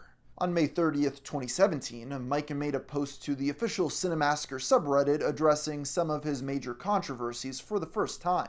This included the Inspector Gadget video, admitting for the first time that the parodies were funny. I figured it was my video and I didn't really want it out there, so I took the re-uploads down. I can see now, in retrospect, I shouldn't have, and it doesn't matter. Recently, we are getting some deep lore on Mike's dong. You gotta love it. 1999 super chat from Derek. I love when you cover videos like these. Nothing against Kiss or Corey Feldman. Keep up the good work. Yes, by the chat numbers, most people like when I do videos like these. I had to honor Ace Frehley though last week, and Corey Feldman is just infinitely fascinating to me. And I say that before I knew anything about the Jim and Them podcast. I already knew about the craziness that was Corey Feldman before that became a craze. The Jim and them craze. People have gone on to make music parodies of the video, and some of them are actually pretty well done. Anyway, maybe that's what it took. A well-done parody to make me see I was in the wrong there. So I'm over it. If people want to rewatch that terrible video or make parodies of it, more power to them. Have fun. This did reflect in how he treated the video, eventually re-uploading both the Gadget and Elmo and Grouchland episodes to one of Cinemassacre's channels. Sadly, his response to the more serious issues were less than satisfactory. His statement regarding Bootsy only raised more questions than answers. This is something that really is just between him and I don't think it's everyone's business, frankly. But what I will say is that I don't have a problem with him. I just decided to move on. It was never my intention for us to do Let's Play videos together until the end of time. At some point, shows end. The videos we recorded were fun and we had a good run, but I got tired of it. He's a great gamer and a great musician. I wish him well with that. He then addresses a controversy regarding the subreddit's moderation. While he acknowledges regretful posts made by official Cinemassacre accounts, he doesn't take much accountability. Yes, we've been trying to strong-arm posts with a lot of the trash talk. Some of the memes about the Minecraft video are funny, but others are made to be harassing. I think we can agree it's in the board's best interest not to post the Mike's dong stuff. Zooming in on bulges or any such extremely off-topic stuff Mike's like that. dong stuff. The problem here is that Mike goes back and forth between telling people not to talk about it and then playing into it to the point of posting his alleged wiener publicly. I feel like you can't have it both ways, and the phrasing here removes his own responsibility in keeping the meme going. As the months went by, it became clear the hate wasn't dying down. But Mike still had some defenders, with one such thread being created on June 1st. The following post was made by a user named Elvis8Atari. Listen, there is a lot going on right now, and I fully understand that. Mike has been going through a rough patch and has made decisions that are difficult to defend. But he deserves some respect and sympathy from the subreddit and not an overabundance of insults. I understand he did something wrong, but if he's going through a tough time, which he is, you should be supportive and help I'd be like, oh, hey, Mike Matei, how's it going? him get over it. I'm just a loyal Cinemassacre fan and don't know him in real life, but I can tell you he wouldn't appreciate Yeah, totally don't know Mike in real life, because that's totally not Mike who made that post. whatever you're trying to do to invalidate his character. Let this petty drama go so he can get over this rough patch in peace. Thanks. My stupid phone keeps trying to call Mike Mile, and I think it's on purpose. Mile Matei, bro. Mile long dong, Mike Matei. Elvis8Atari. The user made identical posts with this message on both AVGN and the Cinemassacre Truth. Unsurprisingly, most of the community disagreed, leading to back and forths in the replies. Many even began accusing the user of being Mike himself, which Elvis8Atari seemed to take personally. No, I'm not Mike. As I've said before, I am a loyal fan of Cinemassacre. I'm so fucking sick of this. If you don't care about Mike, don't watch his videos. It's that simple. Don't attempt to defame him or make him out to be worse than he is just because he posted a damn picture. He apologized for that already and admitted he hadn't made the right decision, so you should have let that go prior to me even making this thread. But these exchanges were cut short when a commenter claimed to have proof Elvis8Atari was, in fact, Mike Matei. As it turns out, simply Googling the username revealed Mike had used the alias online for over a decade. They were able to link him to several accounts on retro gaming forums, as well as an old GeoCities page that definitively proved it was him. This was uncovered at around 12 p.m. UTC, and 2 hours later the Elvis8Atari Reddit account was deleted. Before wiping their account, the individual left one final message. I'm deleting this account now. Since people want to play dirty and make wild accusations about me rather than attempt to understand my point of view, there's no point in me Being debunked by a Reddit sleuth is one of the worst all caps feelings. Yeah, I could see that being true. Remaining here and attempting to explain why Mike should Deliberately stepping on Mike's dong, damn. This revelation blew up the situation even further, with the post being made on subreddit drama about it. Further digging revealed that Mike had also used the pseudonym to trash talk other reviewers. The first example was Chris Bors, aka Irate Gamer. Fucking hate Irate Gamer. I'm so glad his channel got fucking deleted. Which many or his videos or whatever happened to him. He sucks. When you build your whole fucking career off of just like wholesale ripping off someone else, I'm not behind that shit, brah. He felt was a blatant ripoff of AVGN. Irate Gamer sucks. End of story. It's just one small example of many of how Irate Gamer fans will do anything to try and prove IG came up with an idea before AVGN. Wait, did I say his fans? I meant to say Chris Bors himself as a fake account. Irate Gamer equals fail. That last line is the most mid-2000s roast of all time. Another diss was aimed at Alexander4488, also known as the Game Dude, who is better known nowadays for getting sued over stalking an ex-girlfriend and going off the mental deep end. Jesus. We don't say that, Josh. We don't say those things. Enough. Nobody cares. Noticed how you have 2 posts in a row? Go do something else. In case there was still any doubt, one exchange lined up perfectly with an episode of AVGN from 2008 where Mike appears as a Klingon. Old Yahoo posts reveal Mike originally commissioned a costume from someone's great-grandmother, only to stiff them and go elsewhere because they were taking too long. A Klingon without honor. I would advise anyone dealing with this man to collect all funds before supplying any product. My friend was too trusting. She is struggling to support her family and cannot afford this kind of setback. Finally, online sleuths uncovered the Loco Bandito, a discovery that would cement Elvis Avatari in internet infamy. Kind of want to like watch those, like read those comics, honestly. I wonder if they're hard to find these days online. The Loco Bandito remains one of the longest running memes amongst his detractors. It's still their subreddit's icon to this very day. Most people have no frame of reference as to what underground comic... I like how Gamer from Mars is going on the Cinemasker Truth forums on a seemingly regular basis. That's interesting. ...were, and interpreted it in the worst possible light. Regardless, the fallout had a Streisand effect where all of Mike's scandals became more publicly known.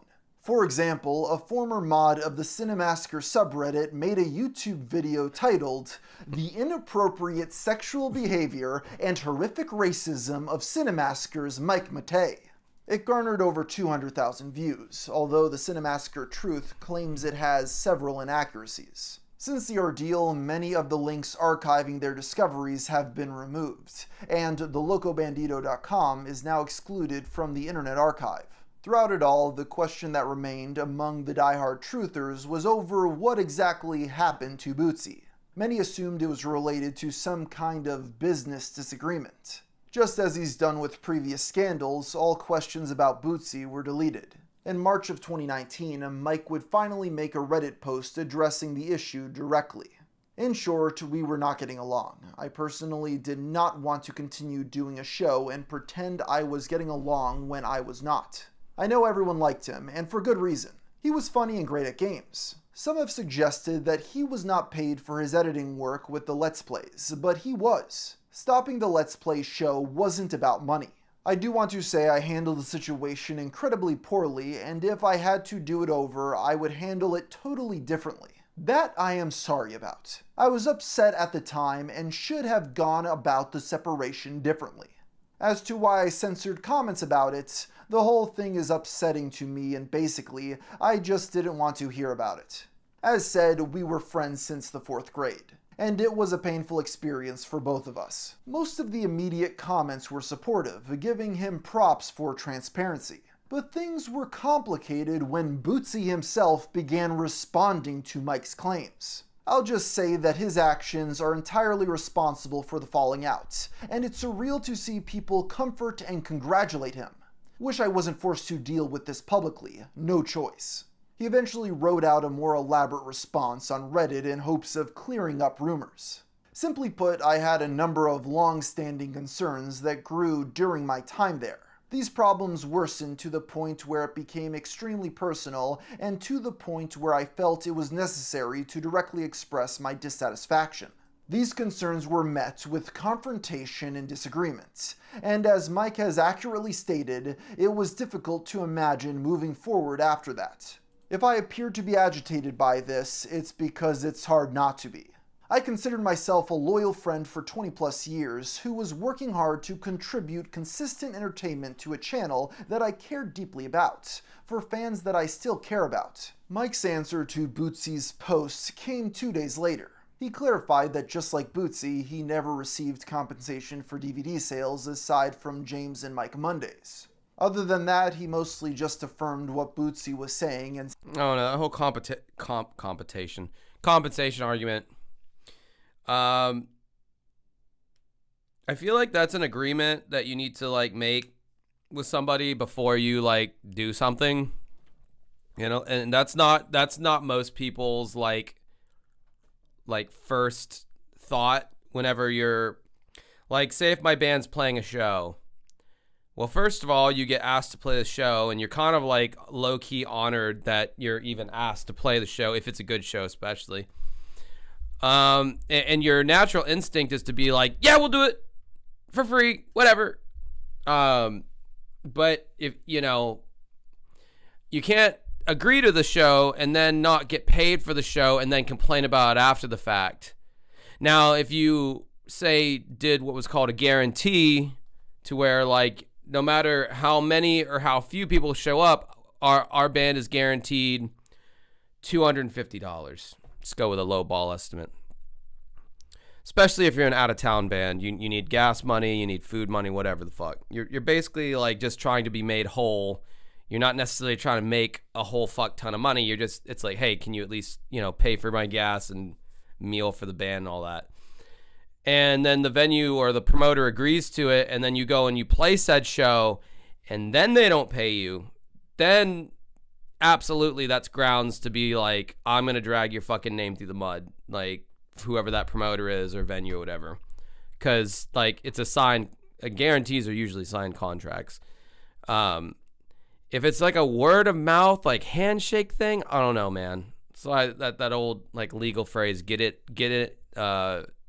written down on paper, whatever is agreed to, because I have a feeling that for the longest time, probably until Screenwave came into the picture, they were probably just flying by the fucking seats of their pants. Like, I don't think there was a whole lot of like official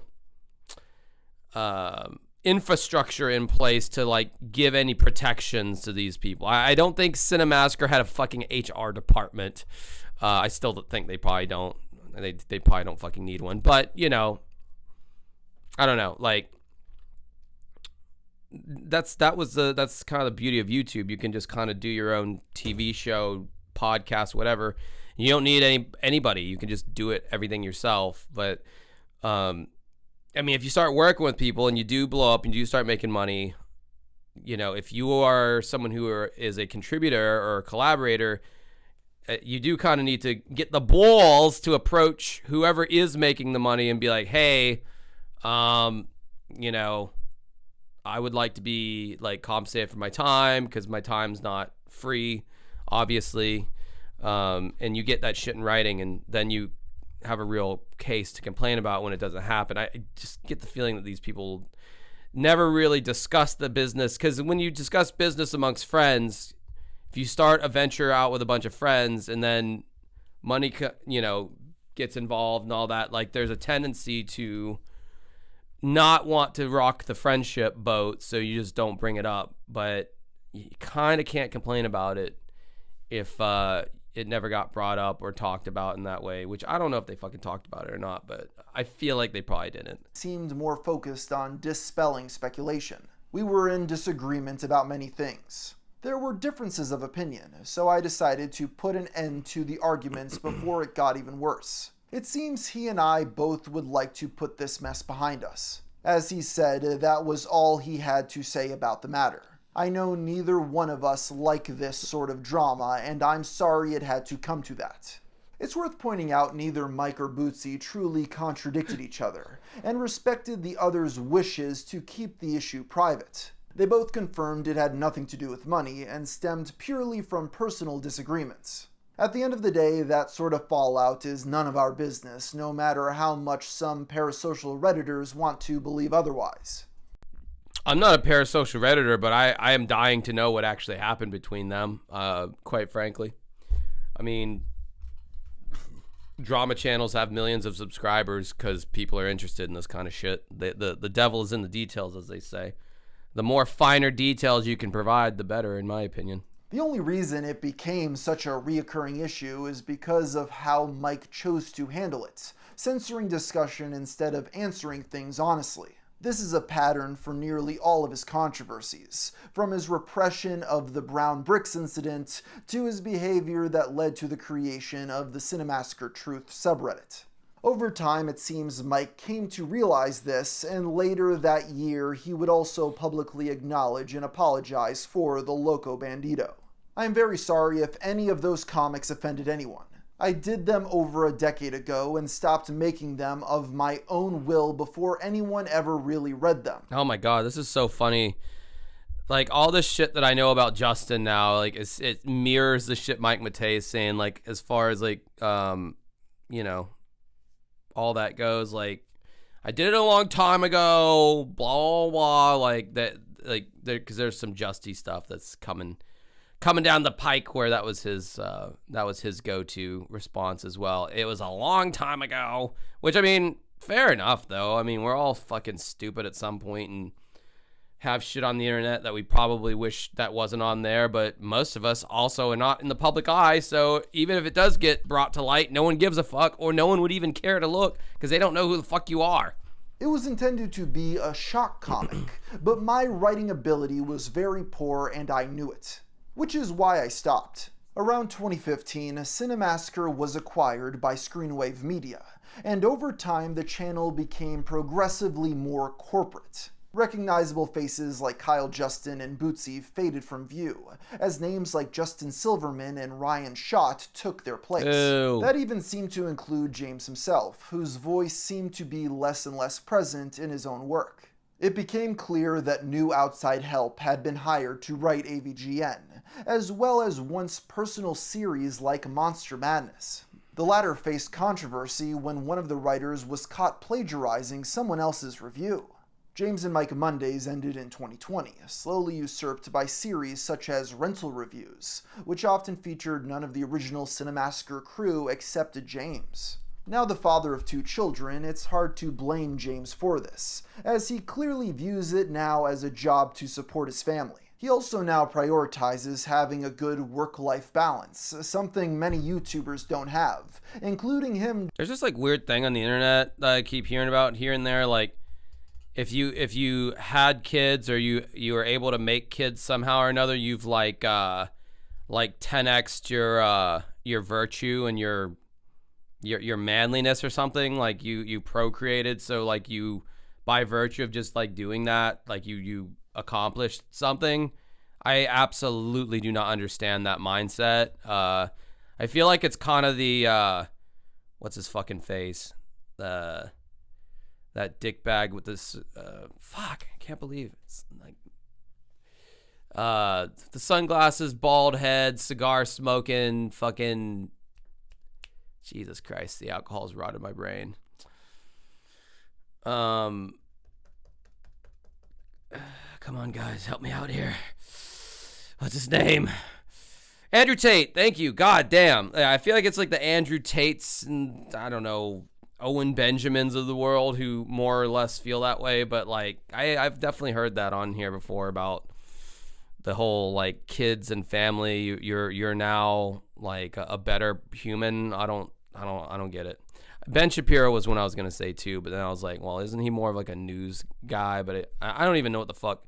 I know he's like a right wing dude that does news, whatever. During the early stages of his career.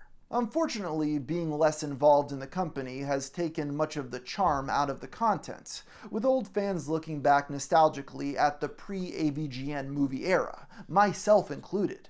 That December, Mike officially left the company to focus on streaming full-time. He was intentionally quiet as not to make a big deal out of it, but rampant speculation eventually led him to elaborate. Yeah, nobody stops to think that maybe things are more complicated than that. There are like 90 reasons I stopped doing the AVGN title cards. And there are like 90 reasons I stopped doing James and Mike Mondays. When enough issues mount up, it's like time to stop doing this thing. Most of the reasons were related to issues with YouTube itself. Okay, I want to see what this says. Yeah, nobody stops to think that maybe there are more things are more complicated than that. There are 9 reasons why I stopped doing James Night Mondays. When enough issues mount, blah, blah, and then it's cut off. First point, I wanted to try and stream every day like other people that get into live streaming. I don't understand the streaming every day thing. That sounds awful to me. I feel like if I did that, I probably would get less and less traffic because it becomes not an event anymore. It's just, oh, well, we can just watch. I can watch that anytime. I don't have to sit down and watch it at the specific time. I could be wrong on that, but that's me. And I mean, you're watching somebody play fucking video games, which I personally just will never understand. The commute takes quite a while and the traffic sucked. I guess either James going to Mike or Mike going to James. We had done over 300 episodes and we're getting burnout on it. Now that reason alone is enough for me to be like, all right, I get it. Like, yeah, I did a podcast and made it to like 271 episodes, and yeah, it got too much. I was doing the band, the YouTube channel, and the podcast, and it's like the podcast really wasn't like yielding a whole lot for me as far as like listenership. Like we had a consistent listener base of like maybe 3,000 or 4,000 listens per episode, and it just wasn't really growing, and sometimes it'd be even less than that.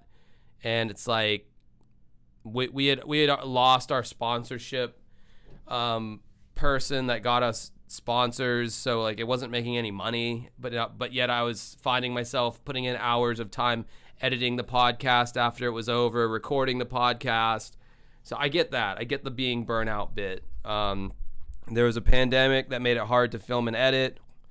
A lot of shit ended in 2020 because of that, including our one tour that we had planned through the Midwest. That would have been sick.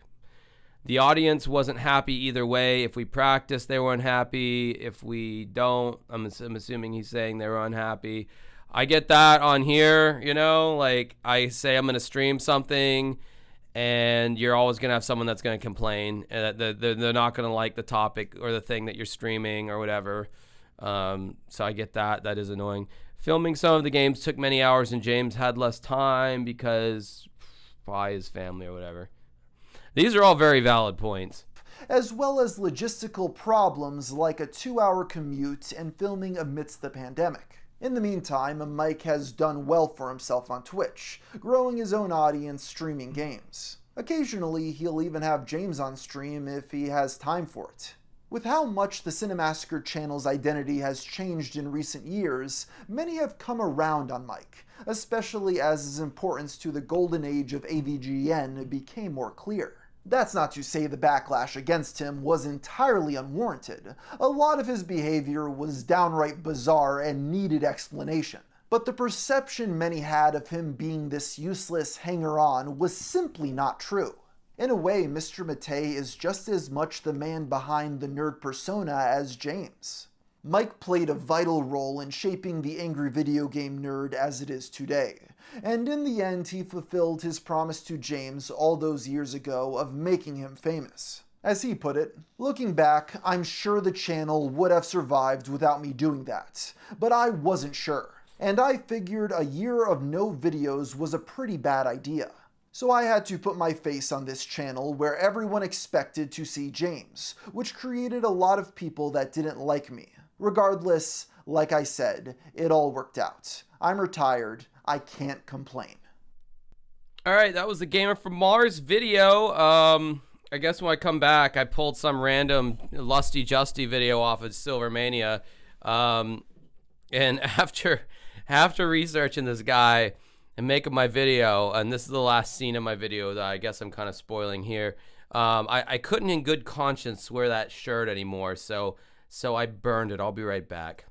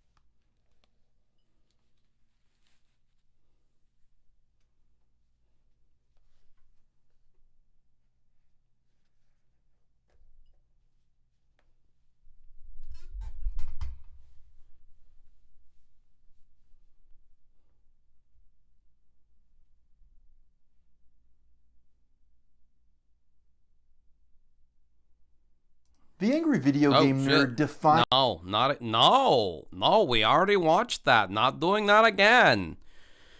Was that tantamount to burning the American flag just then? The Justy shirt? Did that disturb anybody? Sorry if that disturbed you, the burning of the Justy shirt.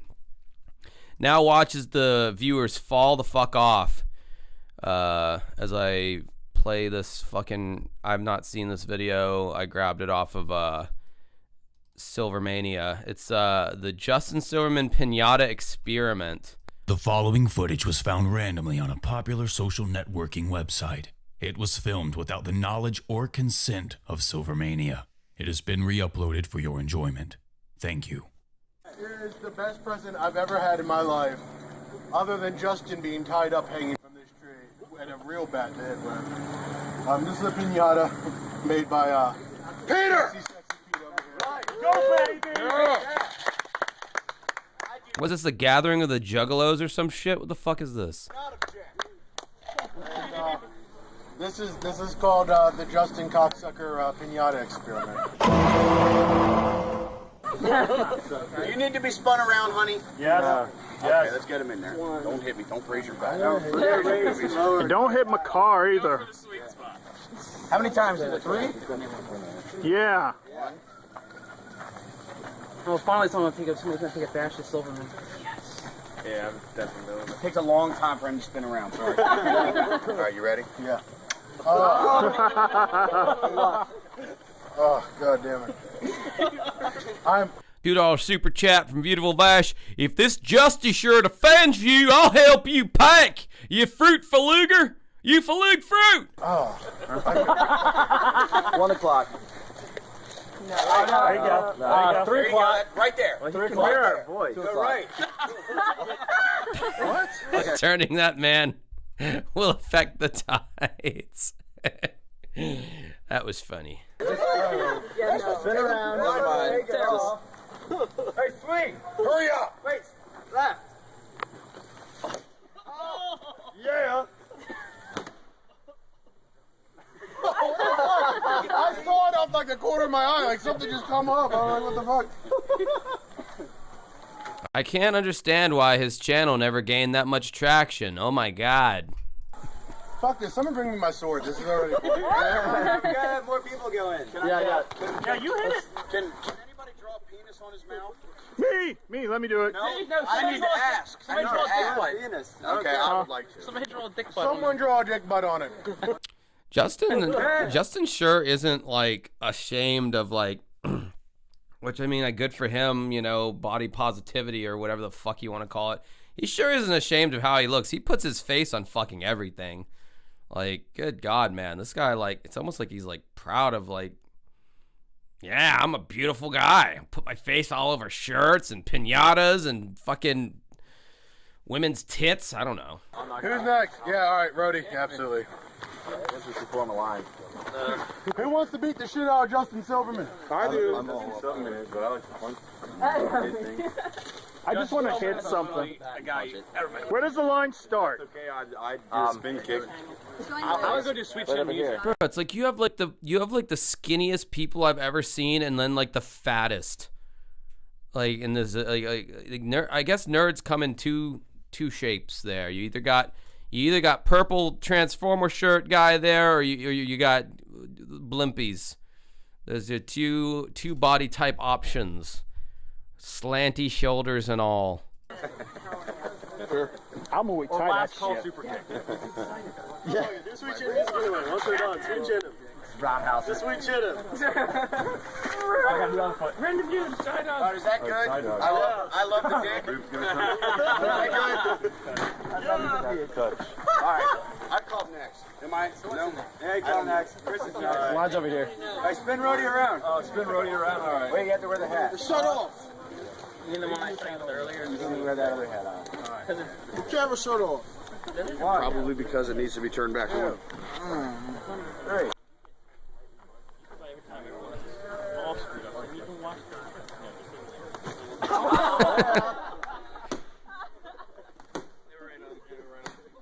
I just kind of want to know what's in it, honestly. And this video sucks. This is awful. Autistic Avengers Unite. Seriously.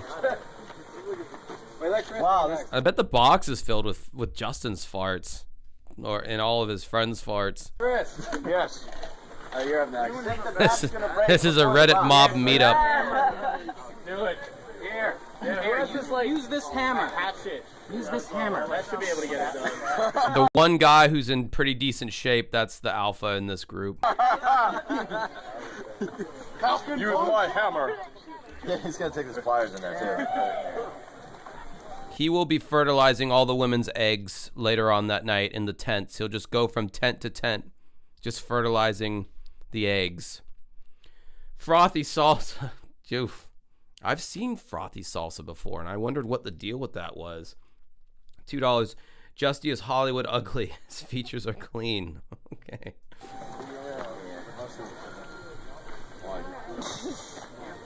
Ugh. Just imagine the butthole smell in all those tents.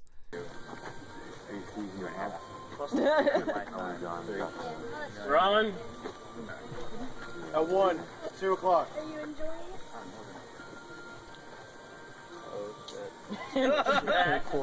Feels it. Legend of the Dude Fart Forest. Classic cartoon theater. $2 super chat. Take a step back, bro. Damn. 3, 2. Whip. It's like some fucking like whip cracking energy right there. I guess I know what part of the country he's from. Alright, I had 3 swings. That's all right.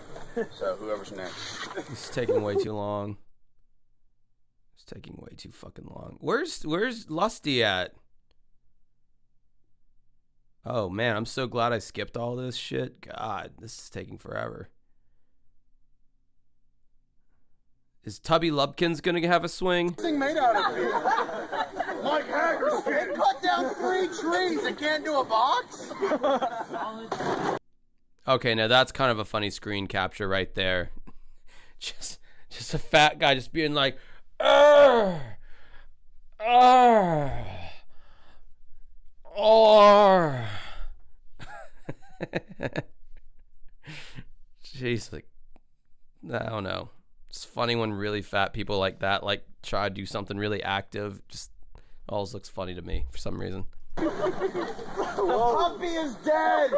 There was a puppy in there. Oh my god.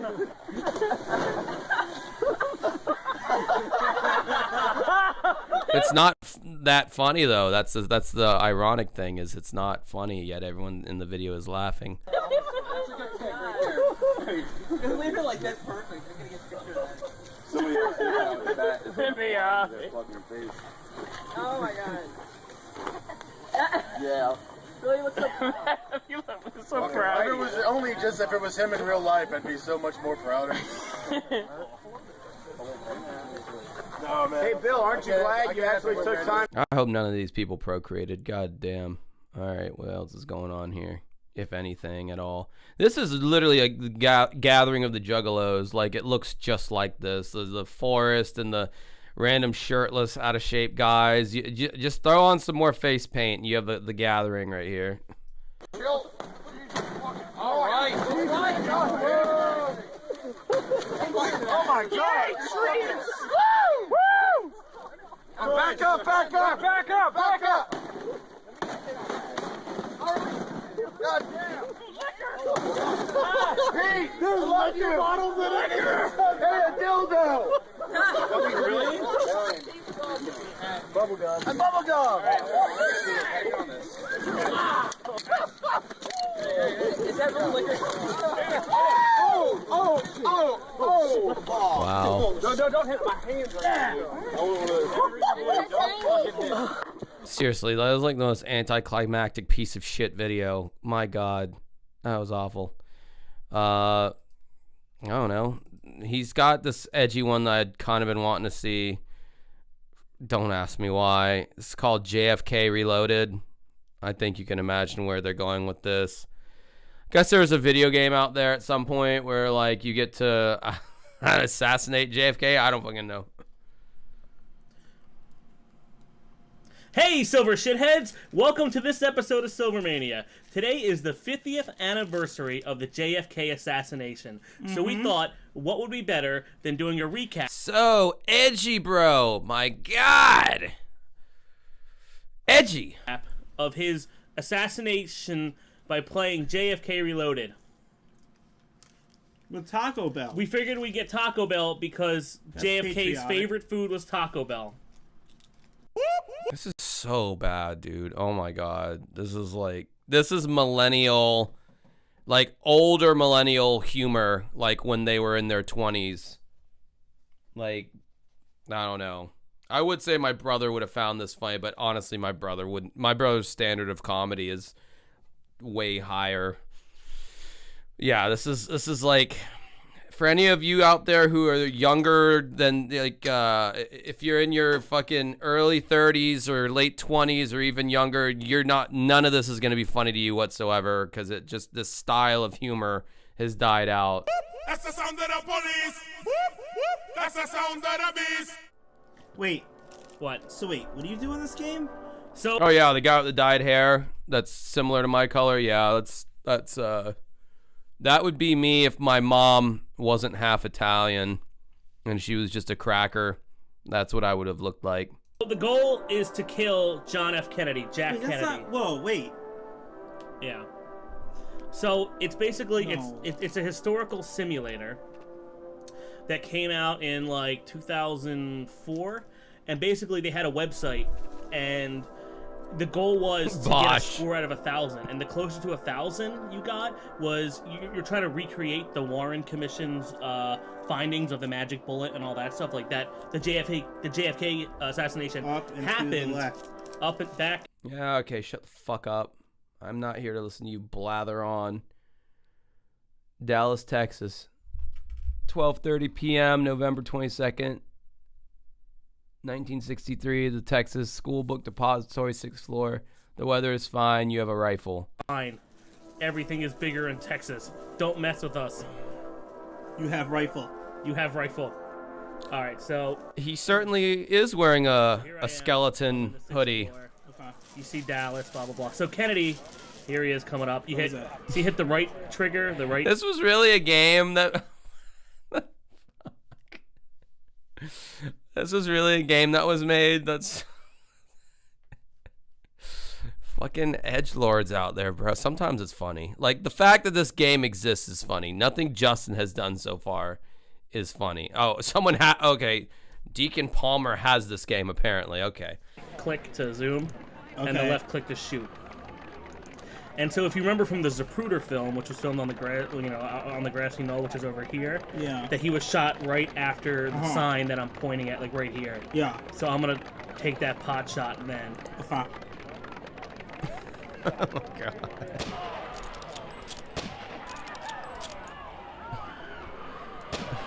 I do love in the fucking early 60s, stupid ass, the president would just be going down with this just like no top on the car, just open air kind of thing, like, what could happen?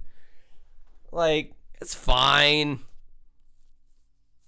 I wonder what kind of like fucking steel, just reinforced like ceilings they have, roofs they have now on the presidential motorcade vehicles. Like they're just driving a fucking Cadillac, just the top down. Like, yeah, that's a good idea for a president. Kennedy, please. Kennedy has escaped. Oh shit, he's down. Who's that? So it shows Oh a my replay. god, you replays? Boom! So his head should have blown up here, and I missed a shot to hit his head. Yeah. Back and to the left. Back. So what's great is you have all these other points of views you can do. Oh, wow. You know, so if I restart it, you know, put it like here. Oh, you're or definitely something, restarted, I Justin. can Don't worry change about to, that. Like this view. Woo! Woo! Sir, Mr. Kennedy. Oh, I got shot too. Oh, there he goes. Oh no! All right, so that's pretty much it. Okay. And then it becomes very scientific, which is weird. Oh yeah, well of course. Look So at this it's shit. like oh my god. And you can like zoom in and like, so it tells you what happens. All right, I'm skipping ahead. I don't know. So they have all these angles. Let's watch that instant. What is it? Slow mo? Can I what? So edgy. Woo! Here we go! Woo! Oh! Look at her! Look at her! Coming reaching! Woohoo! Yeah, it's like The ragdoll physics is always comical to me. I think. Right? Is able to hit them.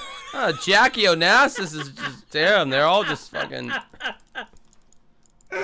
Oh, it's fucking awful. See the guy running back here? Oh, he's down. Blah, blah, blah, blah, blah. They're all dead. So, I'm gonna try and make Kennedy's head explode now. There they go. Alright, so let him go. Let's see what happened here. So, I'm not really concerned about... Alright, guys, what should we watch next? This is boring me. And I'm not sure if I want to, like, mine Justin Silverman's fucking old YouTube channel for new things to watch. So, any fucking suggestions? I probably do want to stay away from music videos, though, because so far I think this stream is not going to get pinched for anything, because you can watch, for the most part, other YouTubers' content, and YouTube doesn't really care. It's when you start playing... Oh, you want Pat the NES Punk? All right, let's see what he's got. Let's see if he's got anything interesting lately. Oh, yeah, he had a video I did kind of want. NES Happy 40th Birthday from Pat the NES Punk. I'm sure the acting here will be fucking amazing. Pat's such a good on-camera personality, I swear to God. Born entertainer.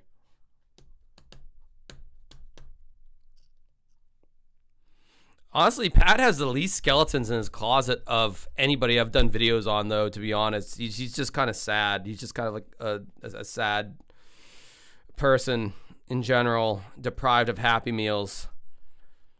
I hope since my Twitch video I made of Pat, I hope every week people ask him about his Happy Meal situation, or just use the word deprived in general in his Twitch streams.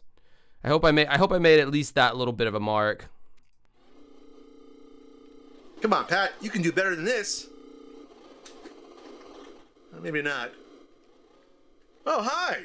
I didn't see you there. God, he looks so weird now. I don't know why. Well, obviously he's gained like 30 pounds, but like, fuck it, I hate that hair. I mean, it's just personal. I'm sure he hates I'm sure most of you hate my hair. That's fine, but I'm just playing some Excitebike in celebration of the Nintendo Entertainment System turning 40 years old. Oh, come on. You didn't think you'd go the 40th birthday of the NES without the NES Punk? Come on. You're killing me. You should know better. Oh, whoops. I should pay attention. Yep. It was 40 years ago, October 18th, 1985. The NES debuted. Oh, please give me more history on the NES, because, you know, the whole time I've been consuming content on YouTube, no gaming YouTuber has ever gone into the history of the NES or how Mario 2 was really Doki Doki Panic. Maybe he'll mention that detail in there, too. In the New York City, northern New Jersey area. And, yeah, it reshaped the video game landscape at that point in time. Video games was a dead market in North America. The console market was destroyed. The video. Dude, has he developed like Parkinson's or some shit? Like, what is going on with Pat right now? Like, he's just like moving uncontrolled. I mean, Jesus, I feel bad if he actually has developed that, but I think he's just fucking stupid though. I think that's his main illness as I fucking fight with my headphone cord. Game Crash, Pat, of 1983. People thought video games was a fad. It was like the pet rock, Slinkies. You were going to move on to computers and computer games and throw out your old crappy Ataris, which is what a lot of people did. Or throw them in a landfill. Dude, he's like tweaking right now. Like, he's like literally tweaking like a crackhead. It's very weird to watch. Jensto999, I'm in late. Have some money. Thank you, Jen. Your money is always appreciated here. But, you know. And I think it's another girl, if I'm not mistaken, which there's like 4 of you in here right now. I know every single one of yous. Nintendo said, we're going to try this out. And they did. And it was a minor miracle. Minor miracle. But, you know, maybe someone will do a video talking about that at some point in time, huh? Yeah. Back to Excitebike. Oh my god, this guy's the worst. That fucking acting, whatever you want to call that. Jesus, stop trying to be like, I'm this wacky, quirky guy. Oh my god. Like, maybe someone will do a video of it at some point. I don't know. Like, it's like, stop doing that. That's like fucking... I don't know who would... I don't think there's a generation out there that would be like, this guy's fucking funny. Like, holy shit. Which was one of the 17 NES launch titles. And honestly, with Excitebike, when you could like build your own fucking courses on an NES, that was pretty fucking epic. I did like me, I haven't played the game in a long time, but definitely love me some Excitebike. October 1985. So zany! Yeah, exactly. Metal Dad. It's a great game. So much fun. Great. Is it great? Let me pause this. Great. I mean, it's good. Very good, even. But is it great? I mean, I wish I had that Ultimate NES book. Oh my god. Is he really shilling his fucking book in this video? Is that what this is leading up to? Wow. Look it up and read about it again. But unfortunately, I lost it in a poker game to DK Jr. I'll just order another one. Sold out. Where did that moron print like 40 of them? Oh, of course, the N64 book's in stock. Let me try eBay. 145, 150, 320, 200, 225, 270. Dude, I need to sell my fucking Pat the NES book. The Ultimate Nintendo Guide or whatever, the first one with Brett Weiss contributing. I need to sell that shit on eBay with the quickness. If they're selling for that high, that's definitely worth it for me. I have no desire to read that book again. 6? What does it come with, Little Samson? I guess I'll have to wait until that guy decides to print more of them. Or maybe he just does a new edition? That could be cool. What's happening? Oh no. Late 2026?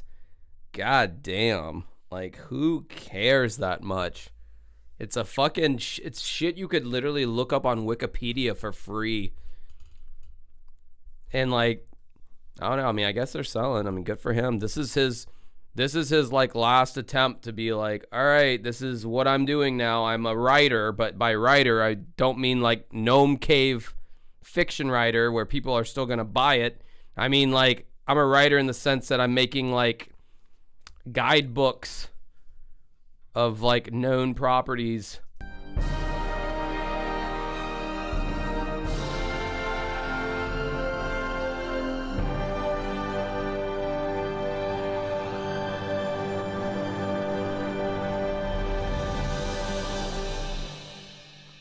A crummy commercial? Really? I'm going to get back to some Excitebike. Maybe today you can play one of the classics too. Happy 40th birthday, NES. I'll see you later. Wow, that was a just a big-ass commercial. Woo! New world record, yeah, yeah. New world record. I'm the best at video games, yeah! Oh, that's painful. That sounded better in my head. All right, what else we got from old Pat here that I would care to look at? All he uploads now is clips from his podcast, which is like in and of itself on like kind of like life support. Oh, you want to see what Rich, formerly of Review Tech USA, is doing? He's doing exactly what he did before he deleted his old channel, but with like a fraction of the subscribers. I don't know, man. Dude, he loves talking about Xbox. My God.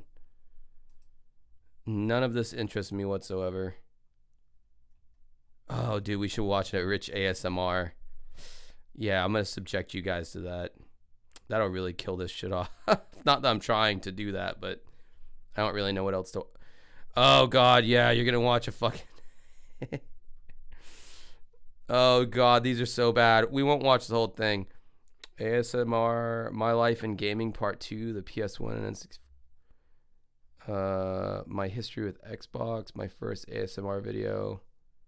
Yeah, okay, sure. How he found ASMR. Oh, this is going to be so bad. Are you guys ready to suffer with me? Yes, Pat released a small-ass video to shill his book and act like he cared about the 40th anniversary of, what did he say, Nintendo or the NES? I think the NES. Yeah, Nintendo's been around since, like, the early 1900s, right? Or the late 1800s. But they made playing cards and little children's toys. Sorry for what I'm about to put you through, but we all need to suffer together here. Damn, there's way too much crap on my desktop right now. Where the hell did it go? Oh, Jesus. Sorry, I just got to bust this video out while I'm looking for the other one because I just really like this one a lot. Woke up this morning, got some gabagoo. Then I woke up the next day and got some gabagoo. Keep waking up, but keep getting different types of gabagoo. Even got some gabagoo from the Scooby-Doo. Sorry, I gotta see it again. Woke up this morning, got some gabagoo. Then I woke up the next day and got some gabagoo. Keep waking up, but keep getting different types of gabagoo. Even got some gabagoo from the Scooby-Doo. Sorry, I was looking for the Rich video and got distracted. I'm a little obsessed with that video. Fucking Tony Soprano Pro Skater. Haunted House. No. Damn. So much shit on my fucking desktop right now. Oh, here it is. I found it. Okay. Found it, guys. Don't worry. I found the Review Tech USA ASMR video. Don't worry. I found it. This is Take 2. All right, you got to put on both headphones like what Daddy's doing. Do it like Daddy right now. Put on both headphones so we get the maximum ASMR effect right now, you guys. Of this video. I decided to pay a bill first and had some other technical issues with the first take. Yeah, this is going to kill my stream off with the quickness, I feel like. One of the nice things I like about this very interesting and strange ASMR thing is that rambling is beneficial. I've been doing YouTube a very long time, and you're used to wanting to truncate what you say. Where All right, I got to skip ahead. This is boring me. a really young amazing thing. Is he just whispering into the fucking... That's not really... I mean, it can be, I guess, if you're good at it, but you're just like whispering like it's like you're spending the night at your friend's house, and it's like, hey, dude, are your parents asleep yet? Can we go, like, smoke that fat doober yet? I got, like, 2 fucking lukewarm Bud Lights. Like, whenever you're ready, just let me know. Like, this is not fucking... Not that I've watched a lot of ASMR videos, but Jesus, that's awful. I can't deal with that shit. Yeah,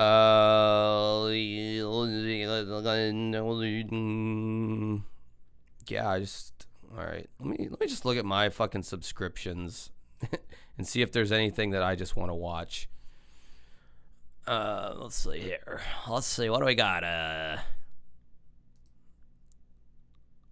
No. No. Oh, I saw Internet Anarchist video on the controversial downfall of Leafy is here, the 15th content creator that I've seen made a fucking video on Leafy. The most hated comedy show in history, the Riyadh Comedy Festival. I have been keeping up with that. Find that very interesting. But I kind of like, there's really no new info on it until until new details emerge. Do you guys know about this fucking comedy festival over here?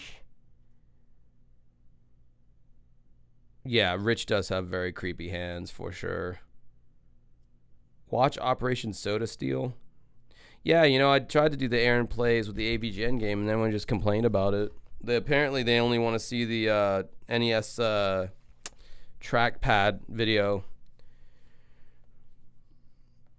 Bill Burr means nothing to me now.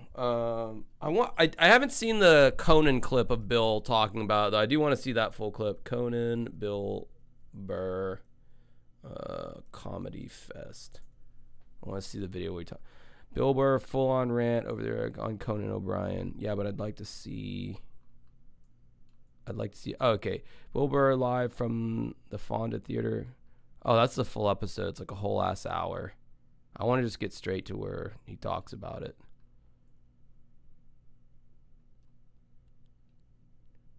Bill Burr explodes on fans.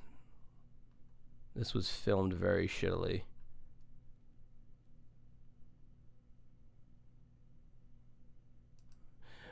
Whatever, I guess we're going to go with this, see what this is all about. So for those of you who don't know, there was this comedy festival over in Saudi Arabia recently, and like a lot of really big name comedians in the US like went over there and were paid by like the Saudi like royal family to perform. And they apparently have a really fucked up like their government's very like anti-free speech. And not the biggest feminists in the world, just put it that way. There's talk of them having slaves, but yet again, talk to someone whose sister lives over in Dubai, and apparently slave over there it doesn't mean the same thing as it means like to Americans. It's basically like you work for a rich person, and like the term does not translate exactly right, something like that from what I understood. It's basically like you're not like a slave, like you're a plantation owner in like the United States in like the 1800s. Like it was like you I don't fucking know, man. This is why I don't dip into this shit, because I don't know enough about it. But Bill Burr was on. Bill Burr, most people know who that guy is, a comedian. He always railed against billionaires and millionaires and bankers and all this. And he literally, in one of his podcasts, he's like, billionaires should be put down, dude. They should be put down, these billionaire fucks. Bankers should be put down. Then famously, there's like a 2011 podcast where he like insulted Beyonce for like Beyonce, Usher, like Mariah Carey. They did like a private performance over for like Gaddafi's Gaddafi, whatever his name is, his son or his kids or whatever. And he's like, how much money do you need? How much money do you need, dude? I don't understand why you got to go over to fucking Saudi Arabia and dance like a fucking clown for these people, dude. And then Bill literally recently like went over there and performed for the Saudis, and like it's basically a huge fucking hypocrite now, and people have been just calling him out left and right. And I'm trying to find a fucking clip that I downloaded over here. I got so much shit on my goddamn desktop, including A Nightmare on Elm Street, which I streamed last night on Discord, on Piscord. I'll give you the link if you want to join my Discord. It's free. Unlike my Patreon, but I'm like fucking god awful at promoting that. But patreon.com/dancewithghosts if you want to see some additional content. I just reviewed the Halloween 07 movie on there. Well, I more or less watched and reacted to it. Cerebral P, take my money, American oppressor. I will, but your money is not blood money. I don't believe. Anyway, Discord links in the chat. I've not seen this particular video yet, but his big thing, his big commentary about it was on this Conan podcast. And I don't think Conan completely even agrees with Bill being over there. His responses are uncharacteristically, like, he's not just completely rolling with it. It's going okay for me. How's it going with you? Oh, it's been a great week. It's been fucking fantastic. Yeah. Jesus Christ. You've been in the news. Yeah. I think the general consensus is how dare you go to that place and make those oppressed people laugh, you fucking piece of shit. I can't believe you went to that place I can't find on a map. And this bot said I was upset about it, so now I am. Now, let's paint a picture here. It's one thing to wear clothes made by sweatshop labor. It's quite another to go to the factory and make them laugh.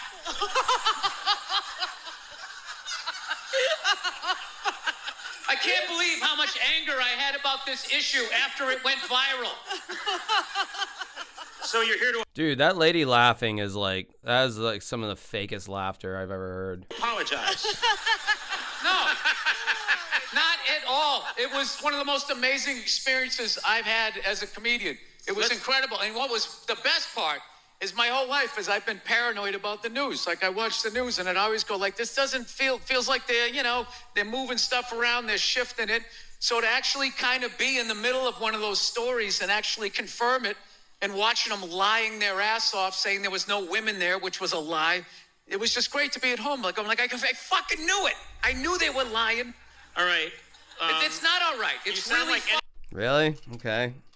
Yeah, it's all just hunky dory over there for everyone then, because they have a fucking Starbucks and a Burger King. That's another point that he keeps bringing up, is just because there's American franchises over there, like, oh, they're just like us. that they do that. You sound like anyone's uncle yelling at the TV, but in the best way. Let me lay this out. Let's lay it out for anyone who isn't initiated. Lay it out, man. Let's lay it out, man. We got fucking 8-track tape here. Why didn't you turn into some A&R guy from the 1970s? Well, I just want to lay it out. I never like to assume everybody's on the same page, you know. Yeah, we'll do a bump on the console. You went to Riyadh. There's a comedy festival they had in Riyadh, and you went with a bunch of other people. Yes, a bunch of comedians. Yes, we went there, and I was scared shitless. Were you scared before you went? 100%. Because I had the same idea, that part of the world, as everybody else. I thought I was going to go there. there was going to be a bunch of people dressed like Yasser Arafat, shooting machine guns in the air, going, "Death to America! There's one! Cut his fucking head off!" Oh my God. So I land in Bahrain. Yeah, it literally does sound like Robin Quivers, like Stern's, coat, whatever the fuck her job is on Stern. I was never really a Stern guy, but yeah, she's like she even sounds like Robin. Holy shit. And I'm going through customs, and the dude's standing there. He goes, "What are you doing over here?" I go, "I'm a comedian." We went to Bahrain first, and I go, "Yeah, I'm a comedian from America." He goes, "Oh yeah." He goes, "You think we're all over here waiting to cut your head off?" He literally said that, and I had to be like, no, I didn't. If I was more comfortable, I would have been. And you thought I was be 600 pounds with camouflage Crocs coming in here, waiting to eat I don't know what. So we're going into Saudi Arabia. Now we're flying over there, and all I'm seeing is sand and like the highways. It literally looks like the footage whenever they show right before a military strike. Yeah, I'm fucking nervous, right? So we go there, and everybody's like, cool, right? Hey, how you doing? Talking, and it's just fucking normal, sort of, right? And we was in the round. First of all, the great thing about the festival was the people that put it together. When they first said that they wanted a comedy festival over there, they said, okay, what is your restrictions with speech? And they had this whole long list. And the promoters were just like, all right, well, we can't, you guys aren't ready for stand-up comedy yet. And to their credit, they said, all right, what do we got to do? And they basically whittled it all the way down to you couldn't talk about any religion. Theirs, yours, anybody else's, and you couldn't make fun of the royals. That was it. And I know a lot of people that... The fact that he just called them the Royals, I don't know, that just always struck me as weird. Like Bill calling, like, people from another country just like the Royals. Like he couldn't have called it something like the, I don't know, the Saudi prince and king. Like, it's like, are they your Royals too? Obviously they are. They signed your paycheck. Yeah, this whole thing just smells funny to me. Well, that's fucked up, man. It's like, well, they just progressed the ball like 10 yards, and it was amazing. Yeah, because they're worried that eventually the oil industry is going to dry up out there, and they're going to need something else to fall back on. So they're trying to lighten their image to attract tourism from other countries. So they're trying to soften their image by having sports players, musicians, comedians be like, see, we're not that bad, and then, some guy's getting fucking beheaded for tweeting something against, saying something critical of the prince or whatever the fuck, in the background behind the burlap fucking tent or whatever. Like, yeah, I don't buy it. And we get there, it's like in the round, and I'm waiting to go on, and everybody in the crowd is dressed like fucking Yasser Arafat, right? And I'm sitting there going like, am I good? And they go, just to let you know, the front row is diplomats. And I'm like, well, what the fuck are they doing?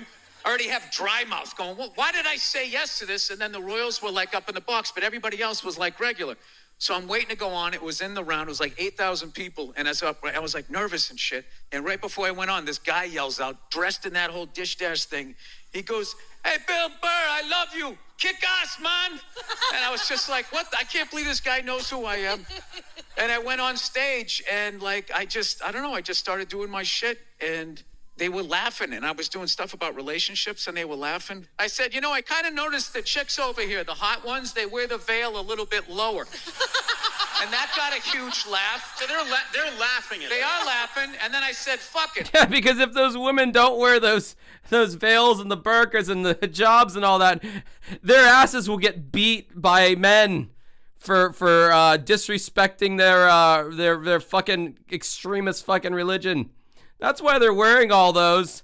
I don't even think they're allowed to drive over there. But yeah, let's make jokes about that. That's hilarious. I'm just saying, man. I don't think like all people in the Middle East or whatever are like that. I mean, obviously not. However, you had a bunch of bad actors throughout the years who've given you a bad reputation. There's a reason why when you go to Scandinavia, if you go to Finland, you're not really fretting for a whole lot. You're not really freaking out because there's never been a fucking video of like Dolph Lundgren looking motherfucker beheading someone. That video doesn't exist because they don't do that. But those videos do exist for these, and stupid Americans. We don't know the exact specific countries where these things go on. We just, okay, Middle East, sand, Muslim, not so stoked on America or freedom all that much. So forgive me if I happen to be in one of those countries and I think, my blue hair might be a good tell.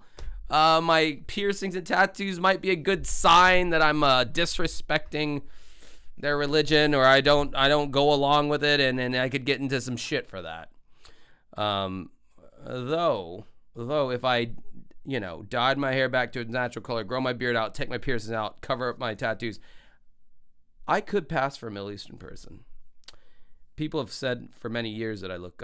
My brother looks much more Middle Eastern than I do. Thank God that I didn't receive that, because the random TSA checks and all, they're not so random. But yeah, no, I just you have that reputation for a reason. Is basically my point there. And Saudi Arabia is kind of like funded a whole lot of the 9/11 stuff. So yeah, having a bunch of comedians over there, it's like you're whores. You're all whores.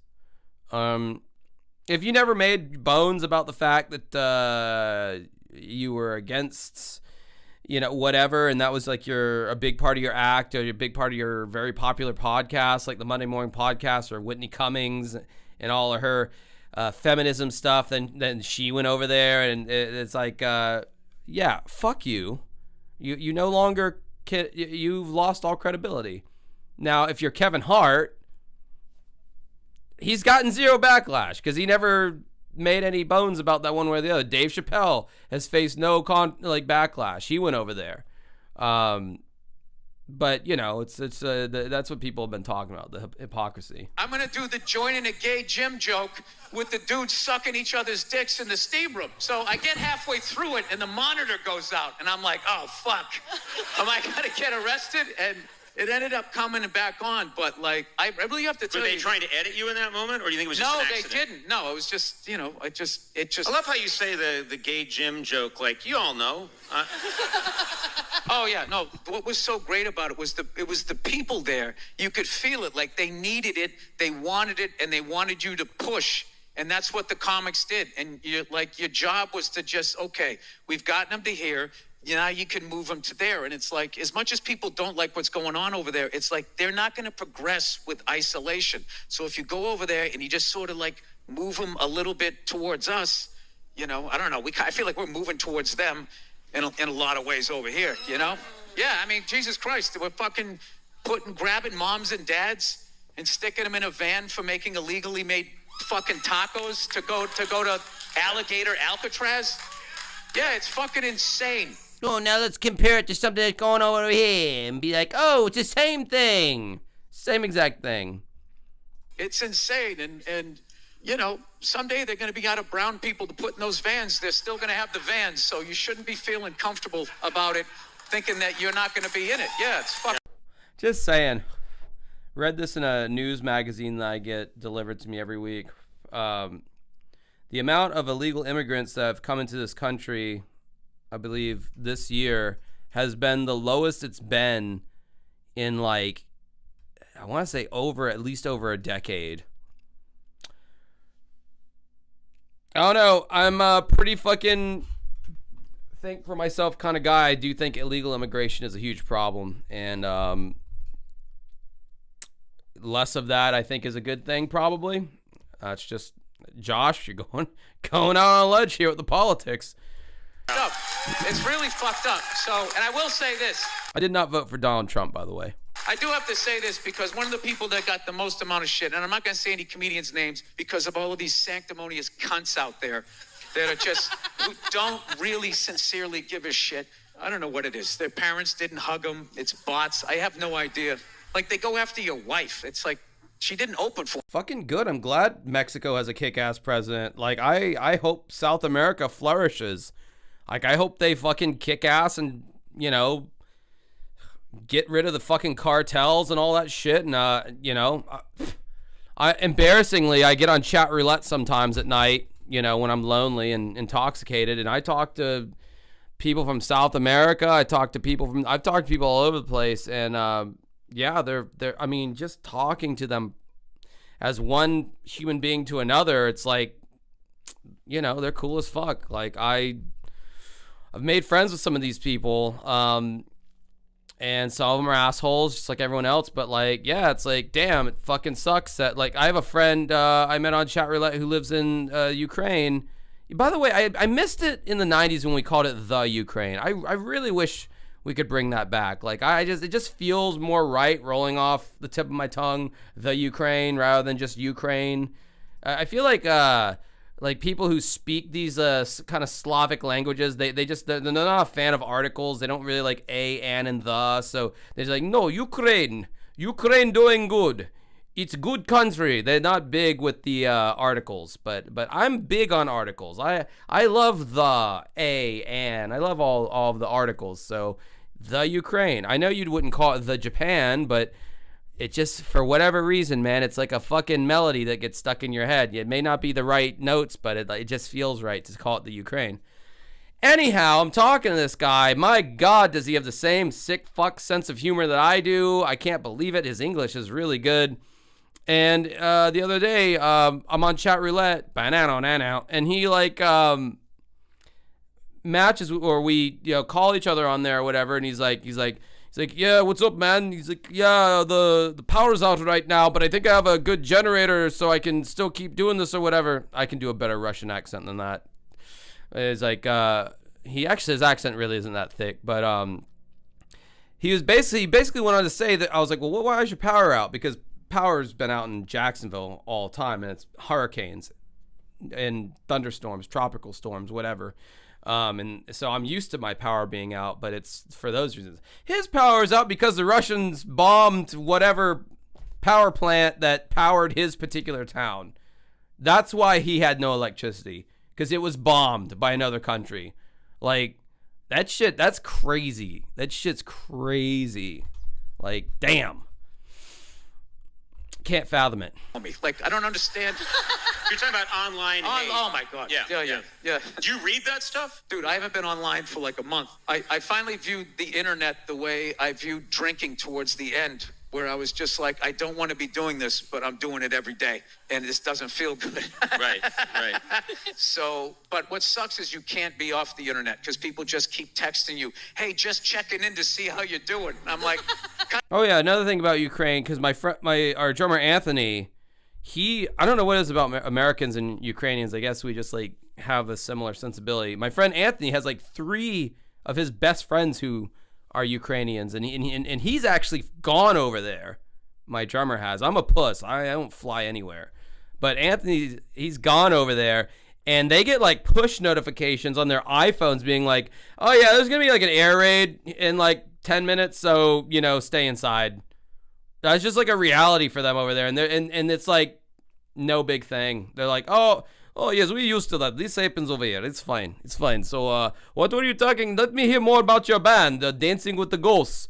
What kind of music? Oh, no, that was just a bomb that went off. It's fine. We're fine. Like, they're just so it's crazy, dude. It's like, especially like Russia and Ukraine. It's like, bro, aren't you guys? I mean, I know you have different ideals, but it's like, geez, it's like if Florida declared war on Georgia, it's like, aren't we basically the same people fighting one another? Like, I don't know. Georgia does have some fucked up drinking laws I am very much against, and I would go to war over to have changed. But I guess that's why we have voting, democracy, the voice of the people. This is still America the last time I checked, goddammit. I'm doing fine, man. I'm sitting here eating a sandwich. So, no, but one of the comics over there, openly gay, went over there and just did her fucking act. And she was in the middle of her act, and 2 of the diplomats got up, and she said to him, what are you guys going to go get on Grindr? Dude, 33 years of comedy, that's the biggest balls of anything I've ever seen. Yeah, dude, and her own fucking people were like, not all of them, but like hardcore psycho gays were going after her. Fucking lunatics, man. It was. Listen, what went going on over there was a super positive thing. If you actually give a fuck about those people and how they're living over there, there's gonna have to be these types of things to kind of pull. Bill Burr is about to OD on copium, everybody. Just brace yourself. Just catch him if his limp body just falls from all the cope going on right now. Pull them in. And I will tell you, the Cheesecake Factory in Riyadh, man, it's incredible. It's right next to the Pizza Hut and the KFC. And if you want a pair of Timberlands, it's across the street next to the Marriott, catty corner to the fucking... Oh, yeah, so like big corporations want to expand into as many countries as possible. And that equates to America. America! There's a KFC and a Pizza Hut. So we must be in America. Yeah, I think they have those in Japan too, and they got different mores, social norms than America. It's such a stupid fucking argument. I can't believe he like brought that up. Hilton. So, but that's all fine. That's all fine. I love how there was no outrage too the week before the Canelo Alvarez fight. The fucking head dude is sitting right there, but everybody wet their beak on that one, so nobody was upset. And that's the thing about being a comedian, is you're an independent contractor. There's no ad money tied to you, so everybody can just, you know, they release the bots so they can just keep it going. And did you know? I am happy that did you have an inkling before you went to Riyadh? Did you or the other comedians have any sense that there'd be this kind of response when you got back? No, I had no fucking idea. Because you know what was funny? One time I did Abu Dhabi, and one person texted me, "Oh, you're going over there to get that blood money, right?" And I go, "Hey, you know, just for the record, I'm also doing London, England on that tour, you know, which is arguably the bloodiest fucking money out there." So there's like that element of racism to it, where if brown people are doing it, it's fucked up. If white people are doing it, well... Oh, brown people are currently still doing it, so that's the whole thing about that. The London Empire, you know, them saying, "Oh, the sun never sets on the London Empire," or the British Empire. Because England has colonialized so many brown countries. That was fucking...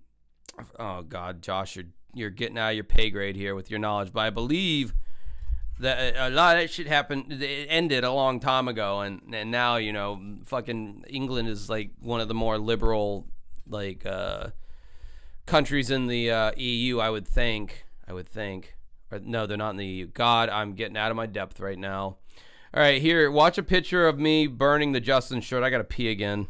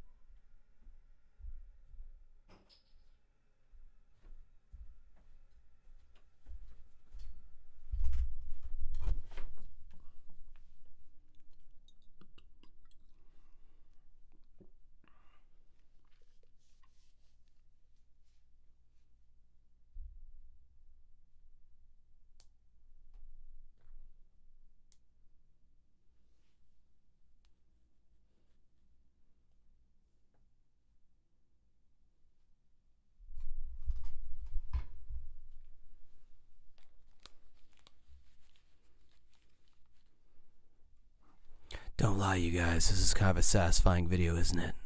This is Josh ASMR. Oh yeah, look at that. Look at that sizzle. Oh shit. Good thing I remember the timestamp. I think. Okay, I think I was like right here. Did you know? I am happy that. Is there some funny fuck? There's some Canadians in the chat. Is there some Canadian shit I could look up that Americans may not know about? That's either I know Tom. What is his name? Tom Ford, that wacky ass mayor that said something like, "I have enough pussy to eat at my house" or whatever. Is there some like whack? I mean, obviously Trailer Park Boys, but some Canadian shit that I could be looking up. Did you have an inkling before you went to Riyadh? Did you or the other comedians have any sense that there'd be this kind of response? Oh, Amanda, tell me whenever your shirt arrives. I sent it like at least a week ago, but I know it takes forever sometimes to get through customs. That's when you got back. No, I had no fucking idea. Because it was funny. One time I did Rob Abu Ford. Dhabi.